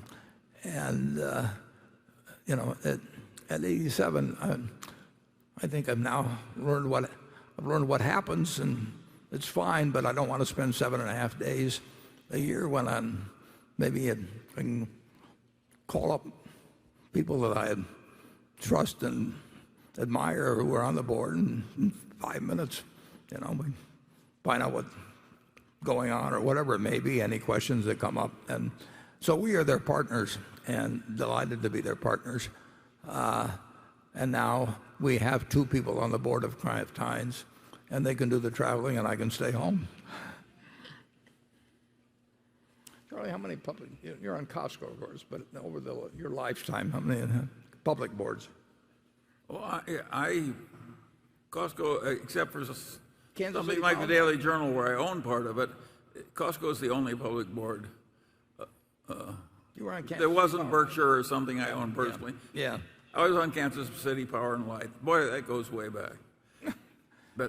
but basically, it hasn't happened. I don't envy people who float around to a lot of different board meetings. No, generally speaking, you have very little influence and spend a lot of time. And the trouble is, if you're going to a board meeting, particularly if you get to be international, and sometimes they feel they have to have one that's international, you know, they feel they have to take up a fair amount of your time, or it wouldn't have been worth coming, you know, thousands of miles for it. So you get a lot of this show and tell stuff, and that I find my mind drifting. Okay, Gary. Yes, you've said that you are looking for non-insurance large acquisitions to put that cash to work. And when you've said that, I've usually thought of the United States because you're a big fan of the U.S. business. And I just was wondering whether you're seeing more opportunities as the rest of the world opens up, grows, whether there's opportunities for some of those mega transactions in other parts of the world, say Asia or Europe. Yeah, Gary, I would say that I've been disappointed in that because we do see some outside the United States, and thank heavens we saw the one we saw in Israel some years ago when Eitan wrote me a letter. And you know, we bought a business which is a very important part of Berkshire now, but we are still not. They're certainly aware of Berkshire Hathaway outside the United States, but they don't sort of pick up the phone automatically. In the United States, I think any large, particularly private company that is thinking about doing something, they at least think about Berkshire. But that in Europe or Asia, that we are not embedded in the minds the same way. They know about us, they know we got a lot of money, and they know we like to buy things, but we have really, we're on the radar screen big time in the United States, and we don't, the immediate desire to be sure that they've thought about the Berkshire option does not occur the same way outside the United States. And we've tried to encourage it a few ways, but I would say that the results have not been great at all. But I hope tomorrow, you know, I get a call from Germany or Britain or Italy or you name it, and Australia, and wherever it may be, and I hope I get a call and we get an opportunity to do it. There's a good many countries we'd be quite happy to put substantial money into it. And like I say, our experience in Israel has been just terrific. Charlie? Yeah, but the corporate acquisition game now is so driven by the leveraged buyout and the so-called, what do they call them? Strategic, yes, strategic.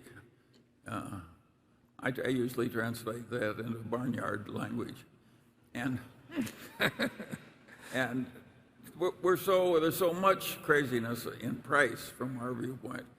Of course, it's very hard for us to do it. The people in the leveraged buyout game who love massive leverage and don't mind high prices, even they are getting nosebleeds. It's hard. And it's not an environment that means that it allows Berkshire just to go out and buy a whole lot of companies. Have we ever made a strategic deal that we have to wait? We made a strategic deal that you can remember? Have we ever made a deal that we would have regarded as strategic? We never had a strategic plan unless you've hidden it from me.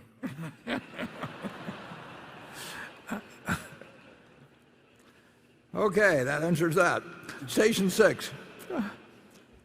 Hi, I'm Brady Ritchie from St. Louis, Missouri, shareholder since 1996. Terrific.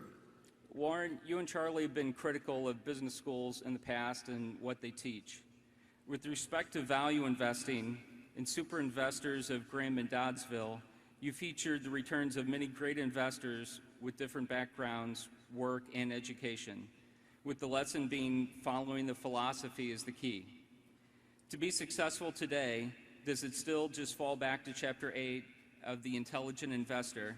And what do you think of programs and designations such as CFA, CFP, etc., which purport high standards, yet rooted heavily into academia? And I'd like to challenge you to a round of bridge tomorrow. What was the last part? What do we think about? Yeah, business schools and all that. Business schools and all that. Yeah. I didn't catch the last one. They're better. Oh, he's challenged me to a round of bridge. Okay. I went to 3 business schools, and at each, I found a teacher or two. I went to one specifically to get a given teacher, but each one of them I found a teacher or two that I really got a lot out of. So we're not anti-business school here at all. We do think that the priesthood, say 30 years ago, for example, in terms of, or 40 years ago, in terms of efficient market theory and everything, they strayed pretty far, in our view, from the reality of investing. And I would rather have a person, if I could hire somebody among the top 5 graduates of number 1, 2, or 3 of the business schools, and my choice was somebody that had was bright, but had Chapter 8 of The Intelligent Investor absolutely. It just was natural to them. They had it in their bones, basically. I take the person from Chapter 8. This is not, what we do is not a complicated business. It's got to be a disciplined business, but it does not require a super high IQ or anything of the sort. There are a few fundamentals that are incredibly important, and you do have to understand accounting, and it helps to get out and talk to consumers and start thinking like a consumer in many ways in certain industries and all of that. But it just doesn't require advanced learning. And I certainly, I didn't want to go to college, so I don't know whether I would have done better or worse if I'd just quit after high school, and read the books I read and all of that.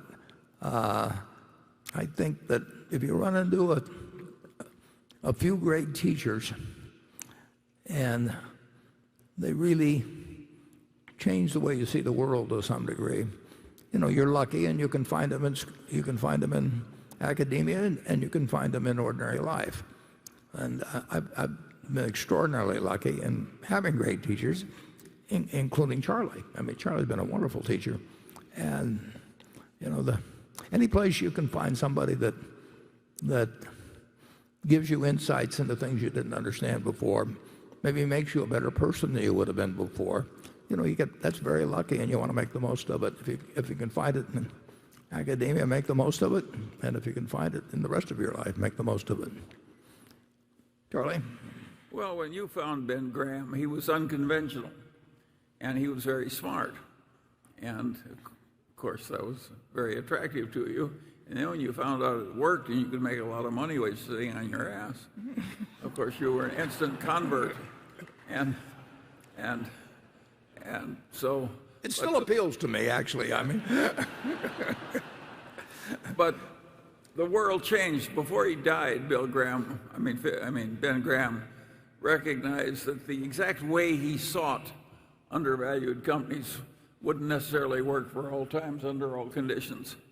And that's certainly the way it worked for us. We gradually morphed into trying to buy the better companies when they were underpriced instead of the lousy companies when they were underpriced. And of course that worked pretty well for us. And Ben Graham, he outlived the game that he played personally most of the time. He lived to see most of it fade away. I mean, just to find some company that's selling for 1/3 of its working capital and figure out it could easily be liquidated and distribute $3 for every dollar of market price. Lots of luck if you can find those in the present markets. And if you can find them, they're so small that Berkshire wouldn't find them of any use anyway. So we've had to learn a different game, and that's a lesson for all the young people in the room. If you're going to live a long time, you have to keep learning. Yeah. What you formerly knew is never enough. So if you don't learn to constantly revise your earlier conclusions and get better ones, why, I always use the same metaphor. You're like a one-legged man in an ass-kicking contest. Yeah. If anybody has suggestions for another metaphor, send them to me. Graham, incidentally, one point, important point, Graham was not scalable. I mean, you could not do with really big money. And when I worked for Graham Newman Corp., here he was, the dean of all analysts, and, he was an intellect above all others around that time. But the investment fund was $6 million, and the partnership that worked in tandem with the investment company also had about $6 million in it. So we had $12 million we were working with. Now you can make adjustments for inflation, but and everything. But it was just a tiny amount. It wasn't really scalable. And the truth is, Graham didn't care because he really wasn't interested in making a lot of money for himself. So it had no reason to want to find something that could go on and become larger and larger. So the utility of Chapter 8 in terms of looking at stocks as a business is of enormous value. The utility of Chapter 20 about a margin of safety is of enormous value. But that's not complicated stuff. Yeah. I finally figured out why the teachers of corporate finance often teach a lot of stuff that's wrong. When I had some eye troubles very early in life, I consulted a very famous eye doctor. And I realized that his place of business was doing a totally obsolete cataract operation. They were still cutting with a knife after better procedures had been invented. And I said, why are you in a great medical school performing absolute obsolete operations? He said, Charlie, it's such a wonderful operation to teach. Well, that's what happens in corporate finance. They get these formulas, and it's a fine teaching experience. You give them the formula, you present the problem, they use the formula. You get a real feeling of worthwhile activity. There's only one trouble, it's all balderdash. Yeah, whenever you hear a theory described as elegant, watch out. Right. Okay, Andrew. This question, we got a couple like this one. Comes from Lauren Taylor Wolf, she's managing partner at Impactive Capital. Warren, you've recently said that one of the things that makes you optimistic about America is women entering the workforce and the, quote, doubling of the talent that's effectively employed in that workforce. When it comes to positions of leadership, however, women make up less than 21% of boards of S&P 500 companies and an even smaller 5% of the CEOs. What can Berkshire do, and what is Berkshire specifically doing as a major investor in many of these large companies to advance gender equality both at the board level and among senior leadership? Yeah. Well, again,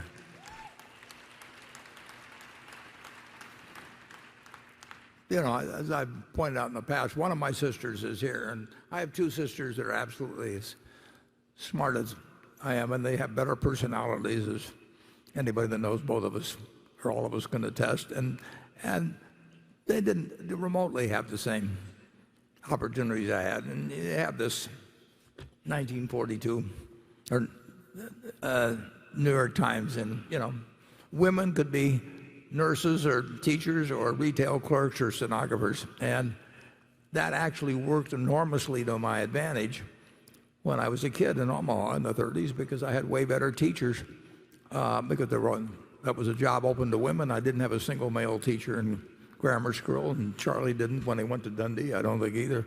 And we had this huge talent pool that was being funneled into very few opportunities, and therefore we got better than we deserved in terms of a market system producing it.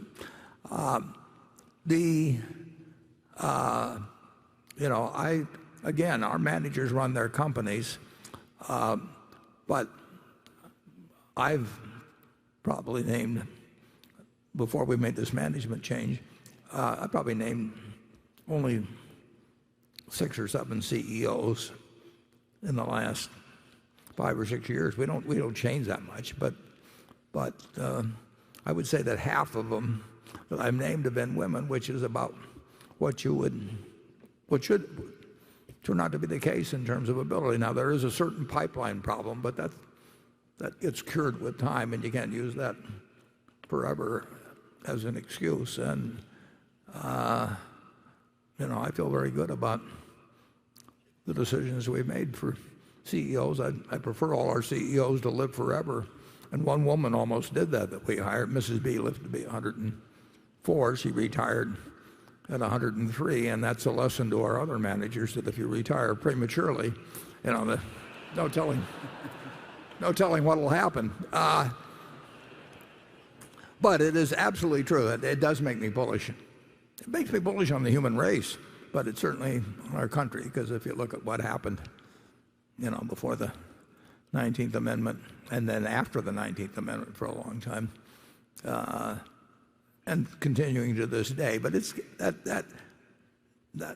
there's been significant improvement, and I do feel more optimistic about the future, because I think there will be more selection by merit rather than by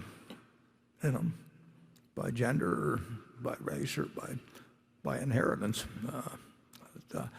I think that if you had a system where all businesses got passed on to the eldest son or something, I think that society would make a lot less progress than one that's merit-based.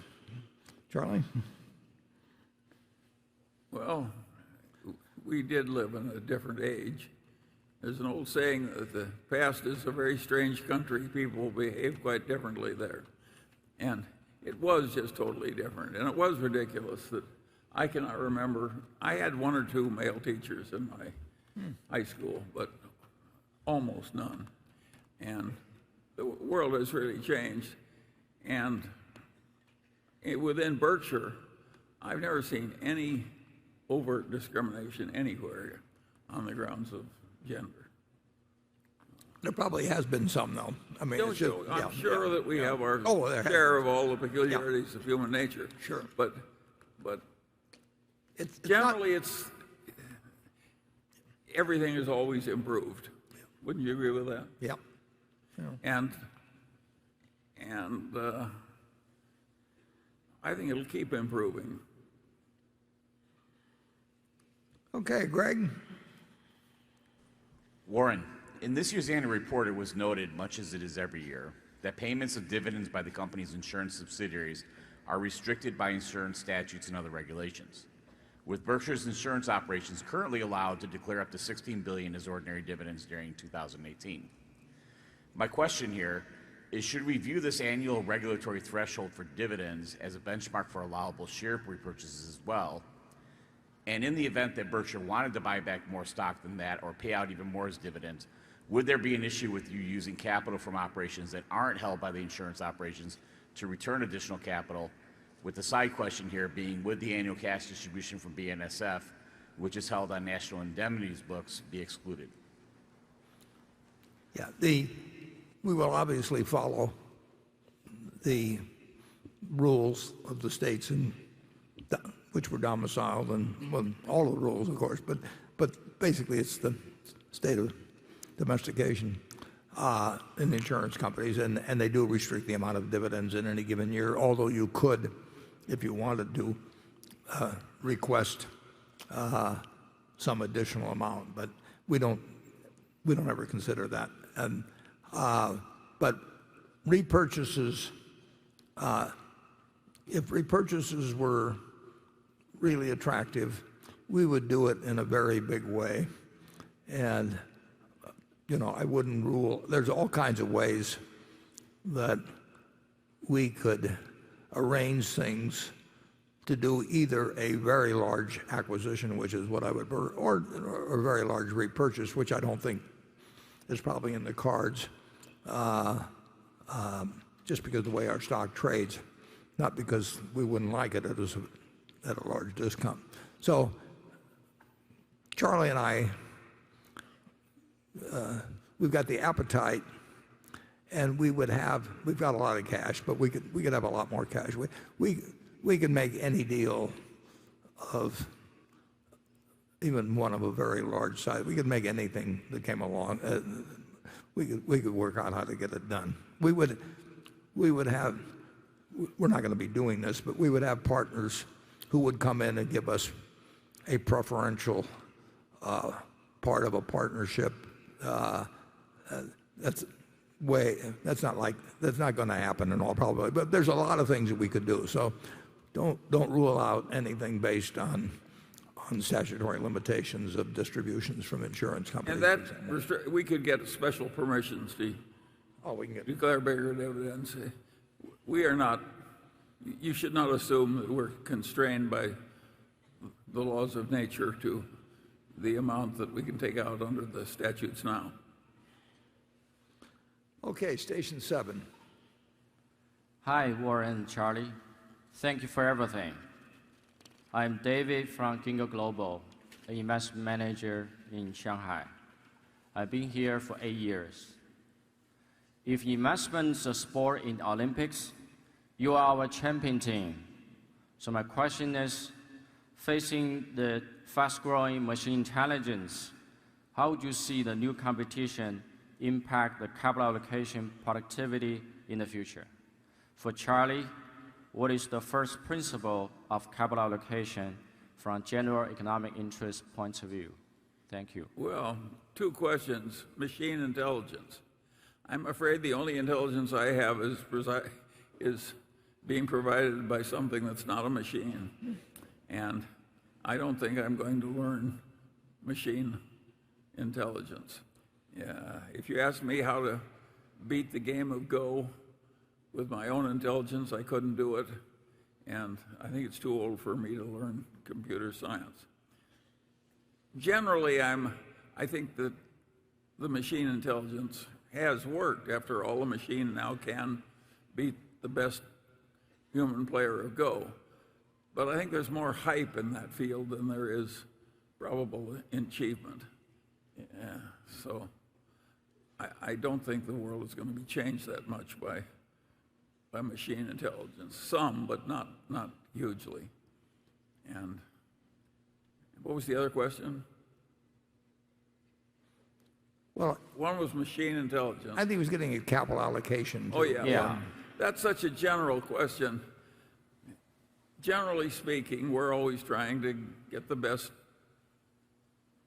to get something that's worth buying. And the human mind rejects that if you're in academia, because you could come in and make one declaratory sentence at the opening of the semester and you wouldn't have anything to do for the rest of your time. So people want to find some formula. It's what I call physics envy. These people want the world to be like physics. But the world isn't like physics outside of physics. And that false precision just does nothing but get you in trouble. So I would say you've got to master the general ideas, and you've got to work to improve your judgment slowly, the way all the rest of us had. And I don't think most individuals have much hope of individual gain from machine intelligence.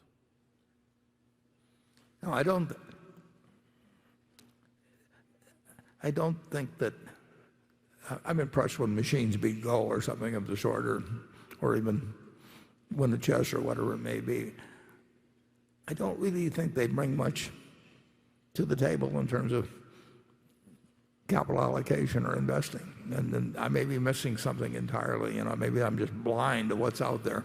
You're missing a lot of very remunerative fee-earning twaddle. Yeah, well, that takes care of that. So we'll go on to station 8.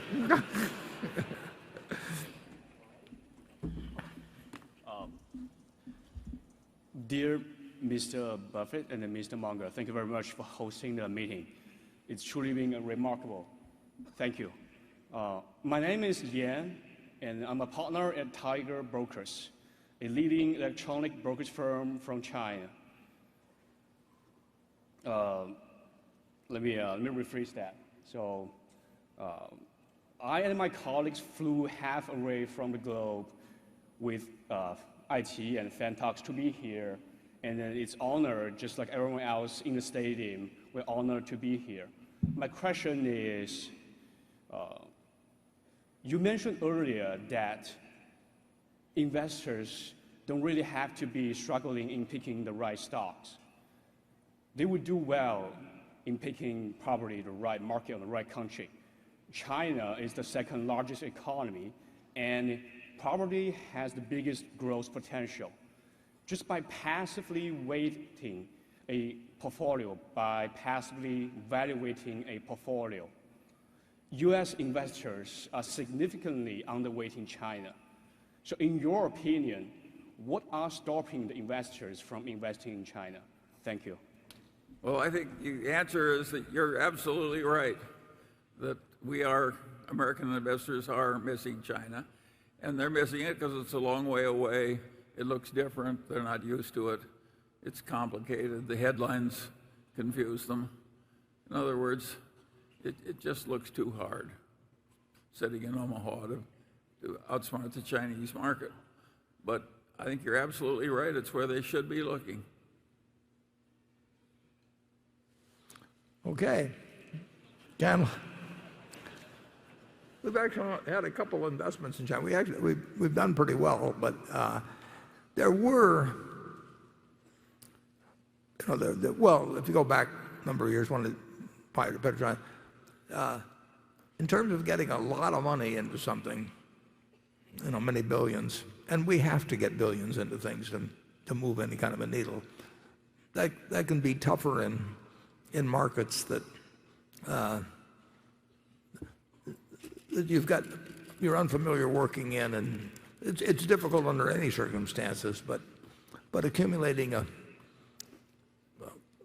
$6 or $8 or $10 billion position in investments outside the United States can be very difficult. For example, in UK and much of Europe, we have to report when we own 3% of a company. In fact, we can be asked to report if we even have less than 3%.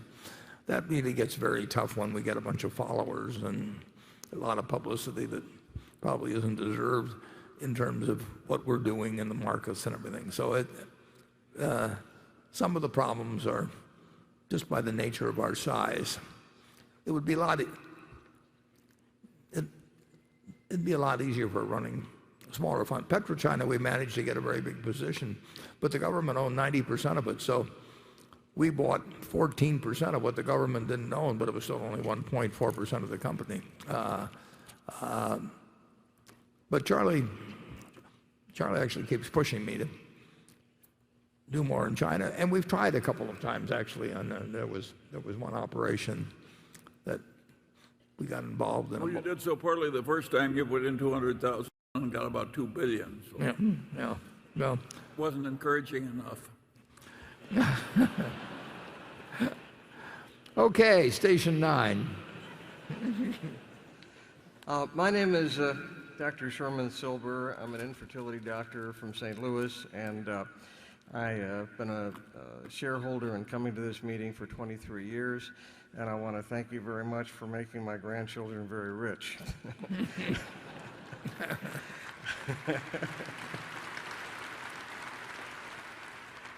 And they sometimes compare me in the medical world, infertility world, as the Berkshire Hathaway of infertility, because I'm so old and I come from a relatively small community.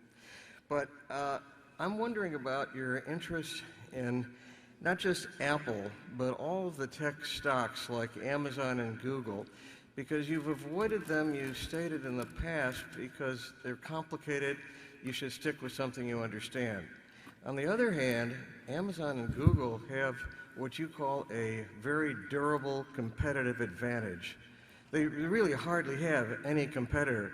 And that's true in China, too, of Alibaba and Tencent. So it seems like it's a conflict, and I'm wondering if you're going to be turning the corner and going into these tech companies that seem to have no serious competition. Well, we certainly looked at them, and we don't think of whether we should be in tech companies or not, or that sort of thing. We are looking for things where we do get into the durability of the competitive advantage, and whether we think that our opinion might be better than other people's opinion in assessing the probability of the durability, so to speak. But the truth is that I've watched Amazon from the start, and I think what Jeff Bezos has done is something close to a miracle. And the problem is, if I think something will be a miracle, I tend not to bet on it. It would have been better, far better, obviously, if I'd had some insights into certain businesses. But, in fact, Bill Gates told me early on, that I think I was on AltaVista, and he suggested I turn to Google. But the trouble is, I saw that Google was skipping past AltaVista, and then I wondered if anybody could skip past Google. And I saw at GEICO that we were paying a lot of money for something that cost them nothing incrementally. So we've looked at it, and I made a mistake in not being able to come to a conclusion where I really felt that at the present prices that the prospects were far better than the prices indicated. And I didn't go into Apple because it was a tech stock in the least. I went into Apple because I came to certain conclusions about both the intelligence with the capital would be employed, but more important, about the value of an ecosystem and how permanent that ecosystem could be and what the threats were to it and a whole bunch of things. And I don't think that required me to take apart an iPhone or something and figure out what all the components were or anything. It's much more the nature of consumer behavior. And some things strike me as having a lot more permanence than others. But the answer is, I'll miss a lot of things that I don't feel I understand well enough. And there is no penalty in investing if you don't swing a ball that's in the strike zone, as long as you swing at something at some point, and eventually that you find the pitches you like. And that's the way we'll continue to do it. We'll try to stay within our circle of competence. And Charlie and I generally agree on sort of where that circle ends, and what kind of situations where we might have some kind of an edge in our reasoning or our experience or something, that where we might evaluate something differently than other people. But the answer is we're going to miss a lot of things. Charlie? Yeah, we have a wonderful system. If one of us is stupid in some area, so is the other. And of course, we were not ideally located. to be high-tech wizards. You know, how many people of our age quickly mastered Google? I've been to Google headquarters. They look to me like it looks like a kindergarten.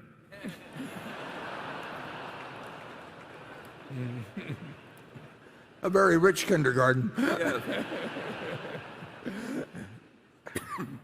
No, it's extraordinarily impressive what they've done. And like I say, at Geico, we were paying them a lot of money at the time they went public. And all three of them, the main characters, Eric and Larry and Sergey, they actually came and saw me, but they were more than talking about going public and the mechanics of it and various things along that line. But it wasn't like what they were doing was a mystery to me. The mystery was how much competition would come along and how effective they would be, and whether it would be a game where 4 or 5 people were slugging it out without making as much money as they could if one company dominated. Those are tough decisions to make. You can have industries where there's only 2 people in it and they still aren't very, very good because they beat each other's brains out. And that's one of the questions in the airline business. It's a better business now than it used to be, but it used to be suicide. So, and you know that the competitive factors are extraordinary in airlines. And how much better business is it with 4 people operating at 85% capacity than it was with 7 or 8 operating in the mid-70s and with more planes around? Those are tough decisions, but I made the wrong decision on Google and Amazon. I really consider that a miracle that you could be doing Amazon Web Services and changing retail at the same time without enormous amounts of capital, and do it with the speed and effectiveness of what Amazon has done. I underestimated. I had a very, very, very high opinion of Jeff's ability when I first met him, and I underestimated him. Charlie? Well, my comment would be that the shareholders have one thing to be thankful for. Some of the age-related stupidity at headquarters has been ameliorated by Ted and Todd joining us. We are looking at the world with the aid of some younger eyes now, and they've had a contribution significant beyond their own investments. And so you're very lucky to have them, you shareholders, because there's a lot of ignorance in the older generation that needs removal.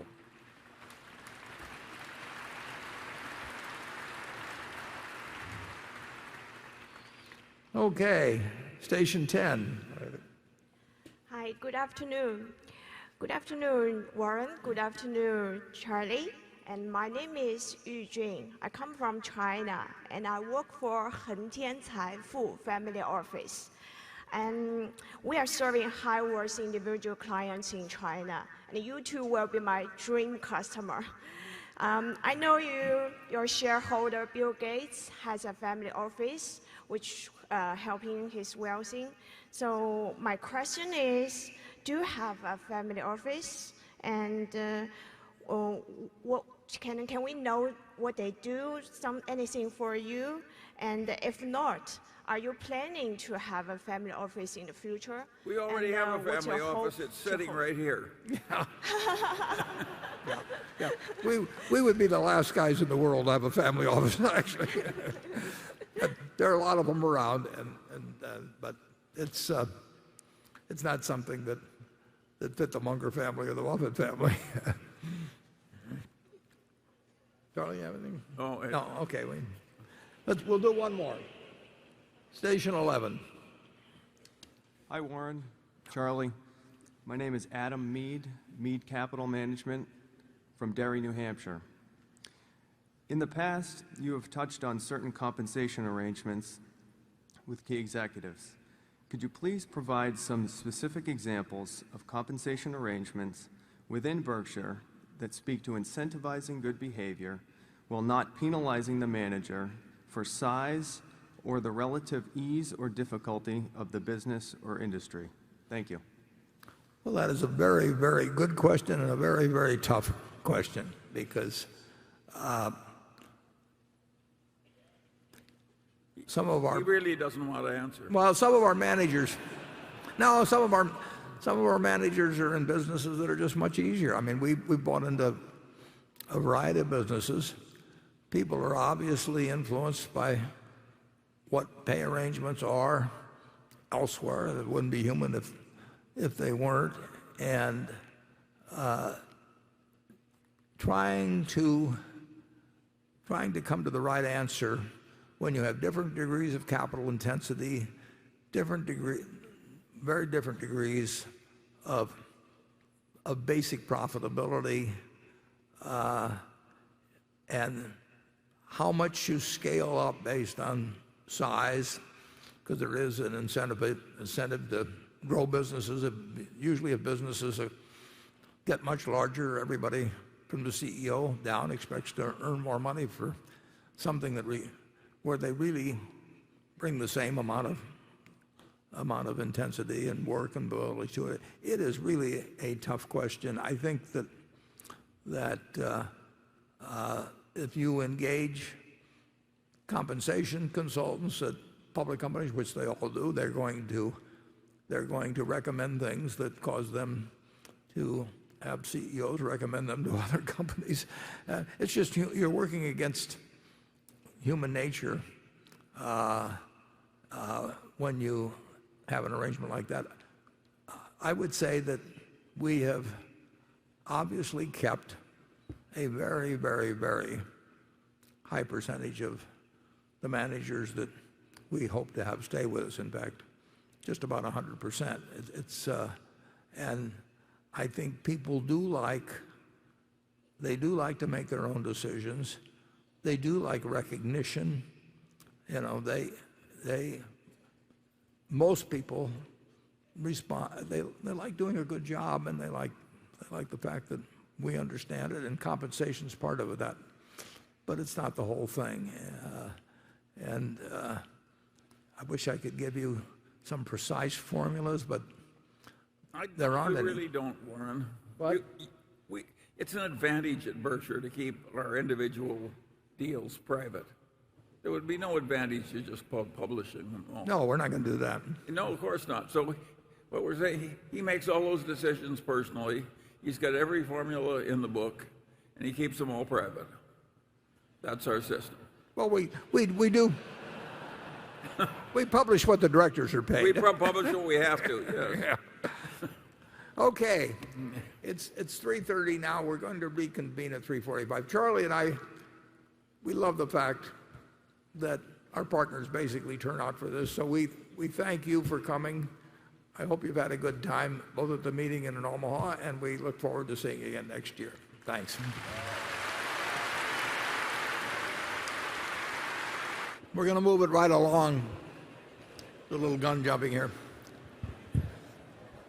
So if you please take your seat. Thank you. This is the formal meeting. So the meeting will now come to order.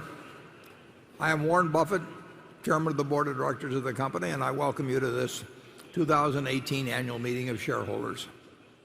This morning, I introduced the Berkshire Hathaway directors that are present, and also with us today are partners in the firm of Deloitte & Touche, our auditors.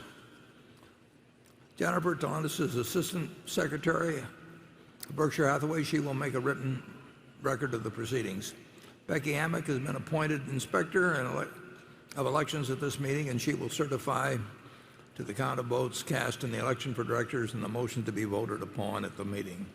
The named proxy holders for this meeting are Walter Scott and Mark Hamburg.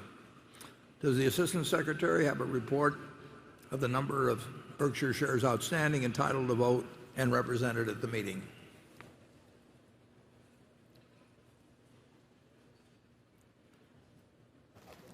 This is the important part. Hey, can you sit there? We're building the suspense here. Yes, I do.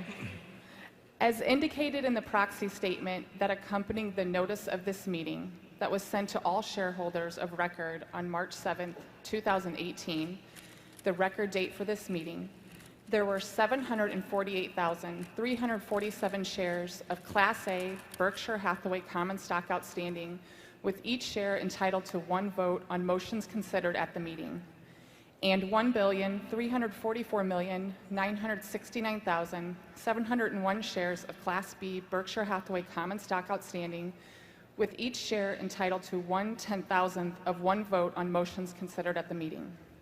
Of that number, 537,524 Class A shares and 823,145,874 Class B shares are represented at this meeting by proxies returned through Thursday evening, May 3rd.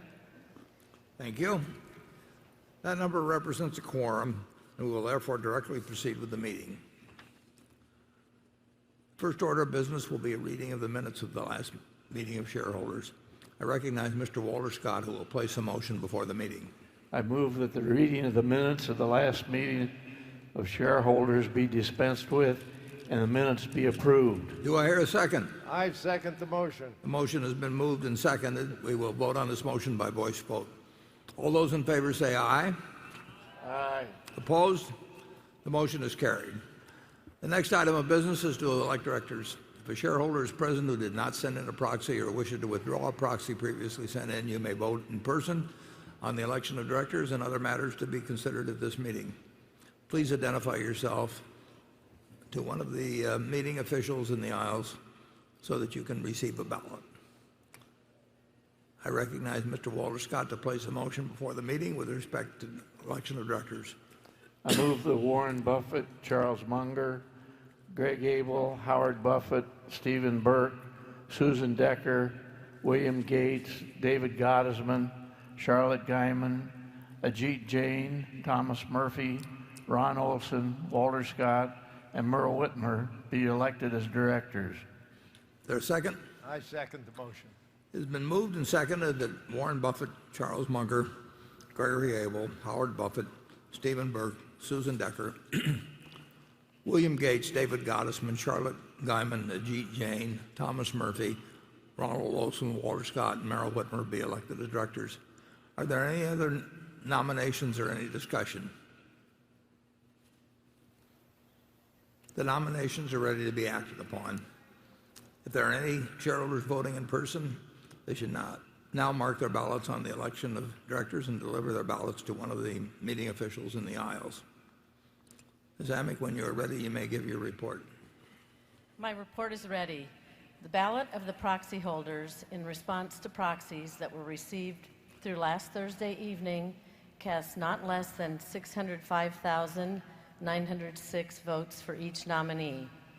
That number exceeds a majority of the number of the total votes of all Class A and Class B shares outstanding. The certification required by Delaware law of the precise count of the votes will be given to the Secretary to be placed with the minutes of this meeting. Thank you, Ms. Amick. Warren Buffett, Charles Munger, Greg Abel, Howard Buffett, Steve Burke, Susan Decker, William Gates, David Gottesman, Charlotte Guyman, Ajit Jain, Thomas Murphy, Ronald Olson, Walter Scott, and Merrill Whitner have been elected as directors.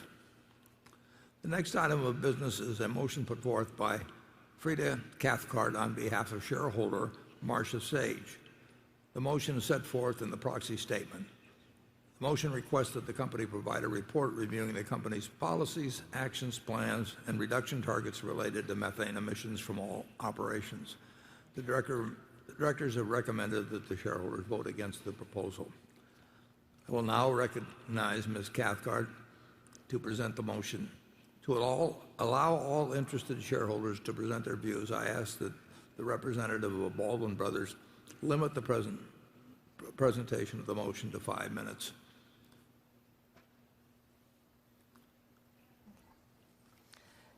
Good morning, Chairman Buffett, Mr. Munger, members of the board, and fellow shareholders. I am presenting this proposal on behalf of Baldwin Brothers on the issue of methane asset risk. This is the second year for this methane-focused proposal.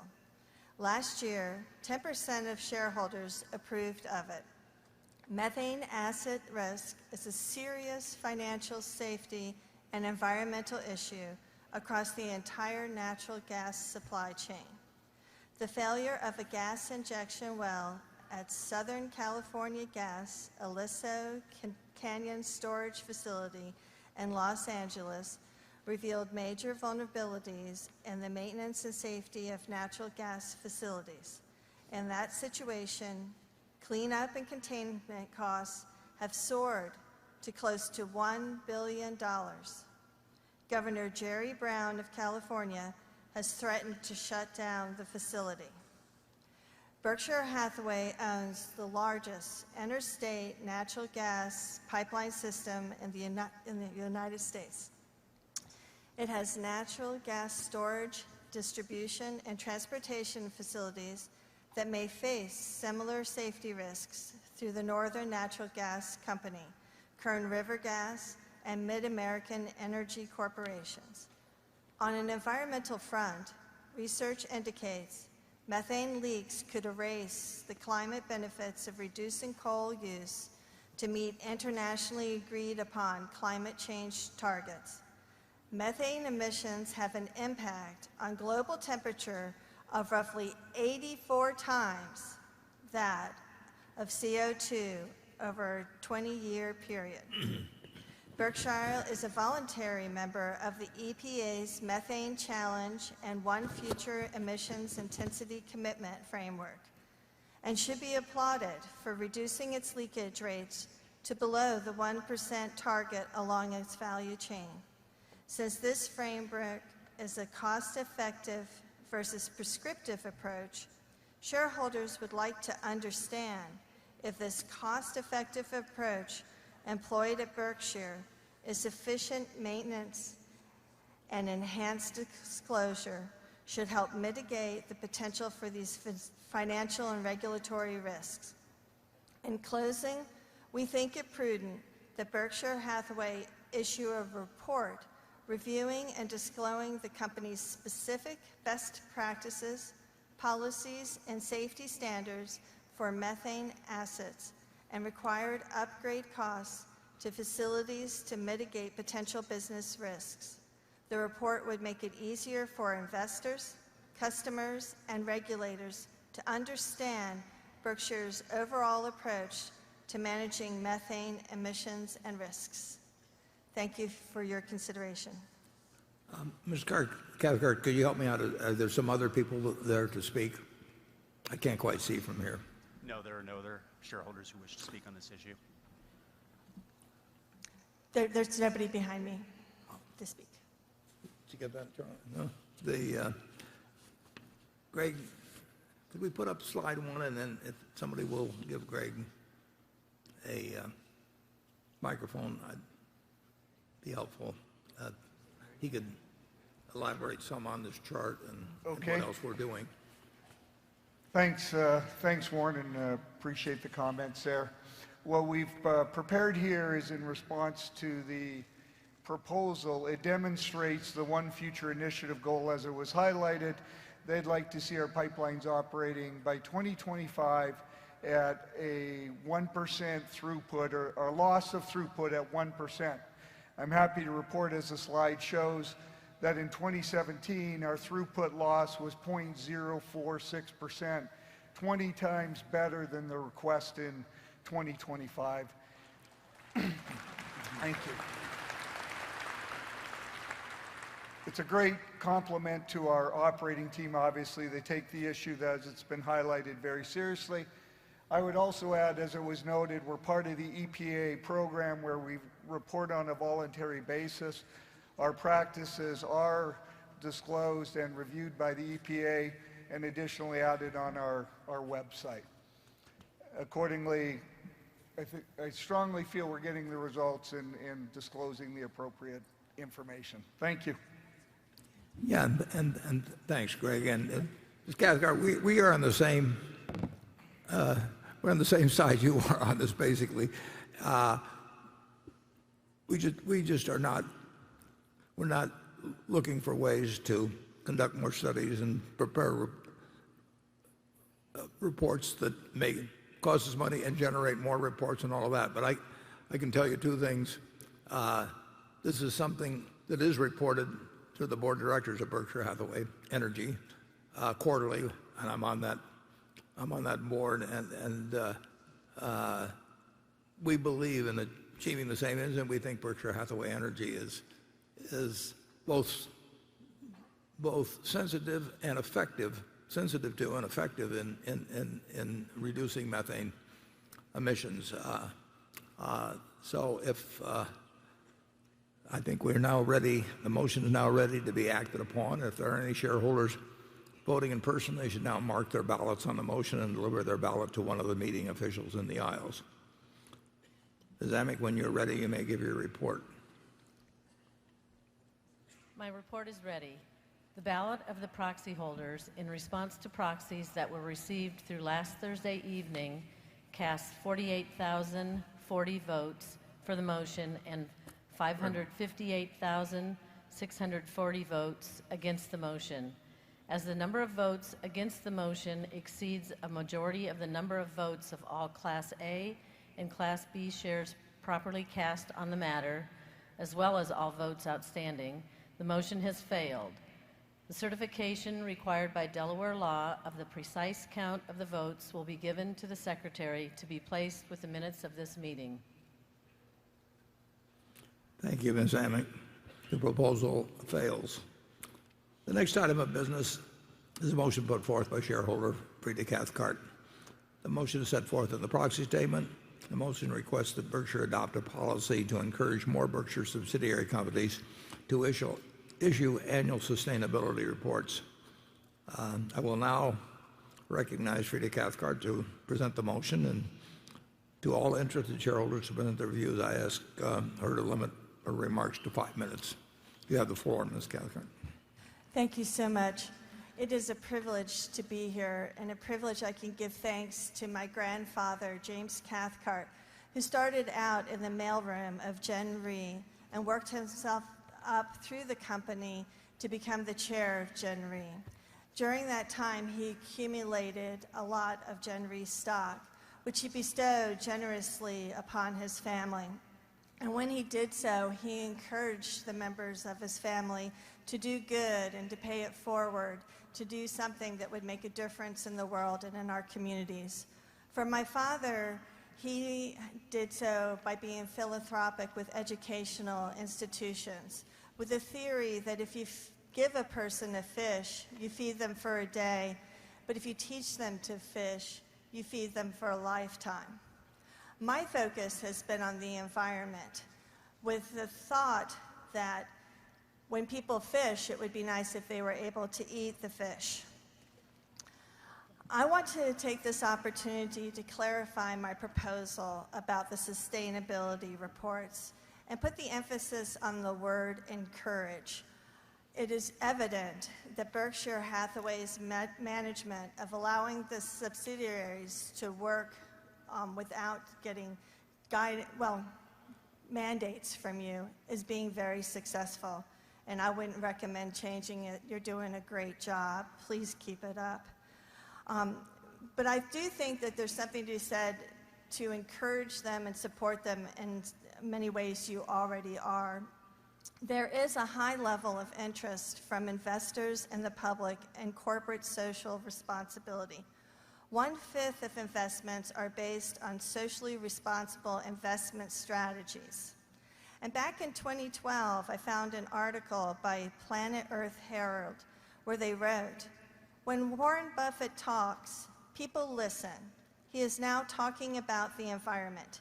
He believes that companies need to have a triple bottom line, and respecting the environment is absolutely critical to a company's economic performance.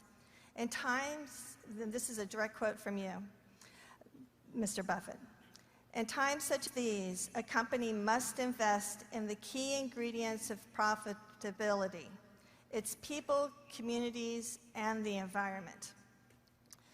1/3 of Berkshire Hathaway subsidiaries already have a sustainability presence on the web.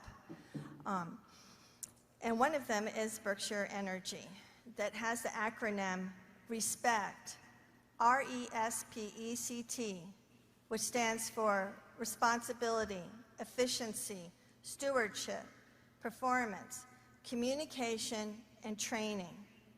And Berkshire Hathaway provides an annual sustainability summit to help bring the subsidiaries together so they can learn how to be more sustainable, how to share tips, and how to be profitable.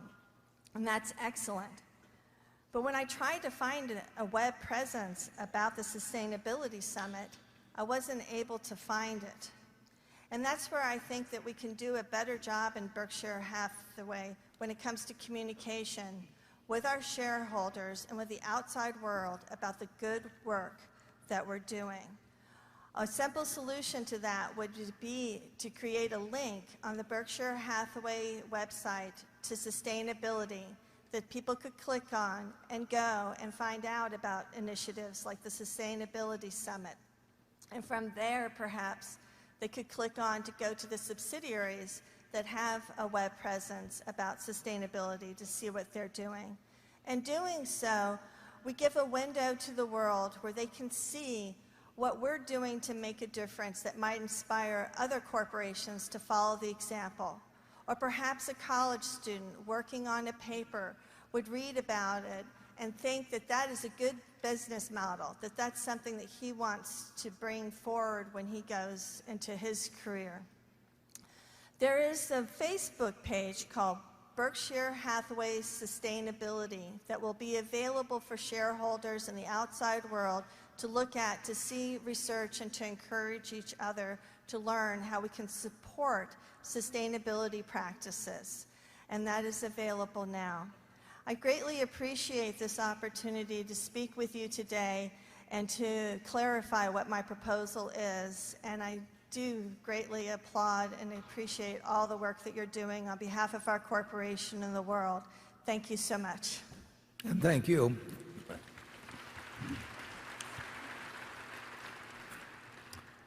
Many of the managers, a great many of the managers of Berkshire are here and are listening to you. And I suspect that a very high percentage of them agree with what you're saying.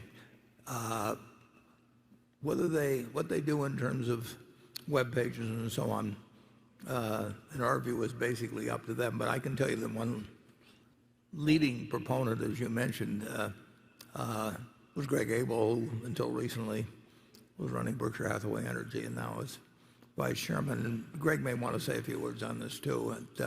But I can assure you our managers are listening to you. Thanks, Warren.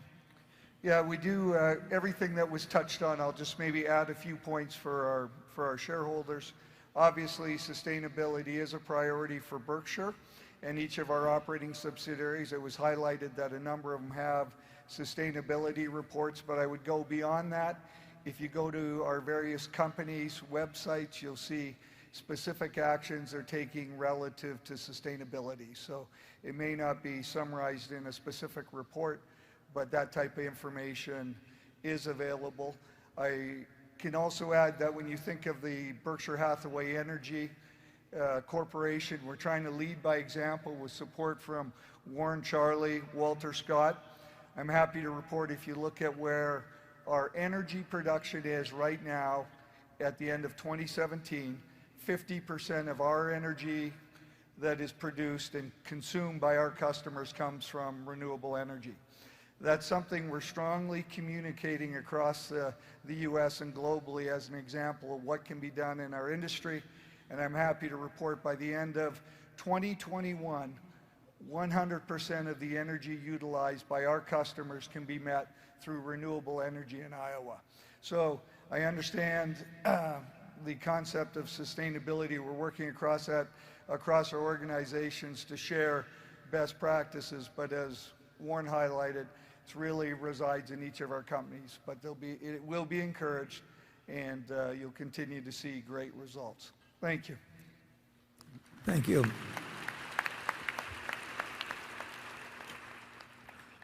The motion is now ready to be acted upon. If there are any shareholders voting in person, they should now mark their ballot on the motion and deliver their ballot to one of the meeting officials in the aisles. Zamek, when you're ready, you may give your report. My report is ready. The ballot of the proxy holders in response to proxies that were received through last Thursday evening cast 67,282 votes for the motion and 544,256 votes against the motion. As the number of votes against the motion exceeds a majority of the number of votes of all Class A and Class B shares properly cast on the matter, as well as all votes outstanding, the motion has failed. The certification required by Delaware law of the precise count of the votes will be given to the Secretary to be placed with the minutes of this meeting. Thank you, Ms. Zamek. And I would say, Ms. Cathcart, our managers have heard you. I mean, you have had an impact, and I appreciate what you've done. Walter, I guess we're now ready for a motion. I move this meeting be adjourned. Is there a second? I second the motion. A motion to adjourn has been made and seconded, and we will vote by voice. Is there any discussion? If not, all in favor say aye. All opposed, no. The meeting is adjourned, and thank you again for coming.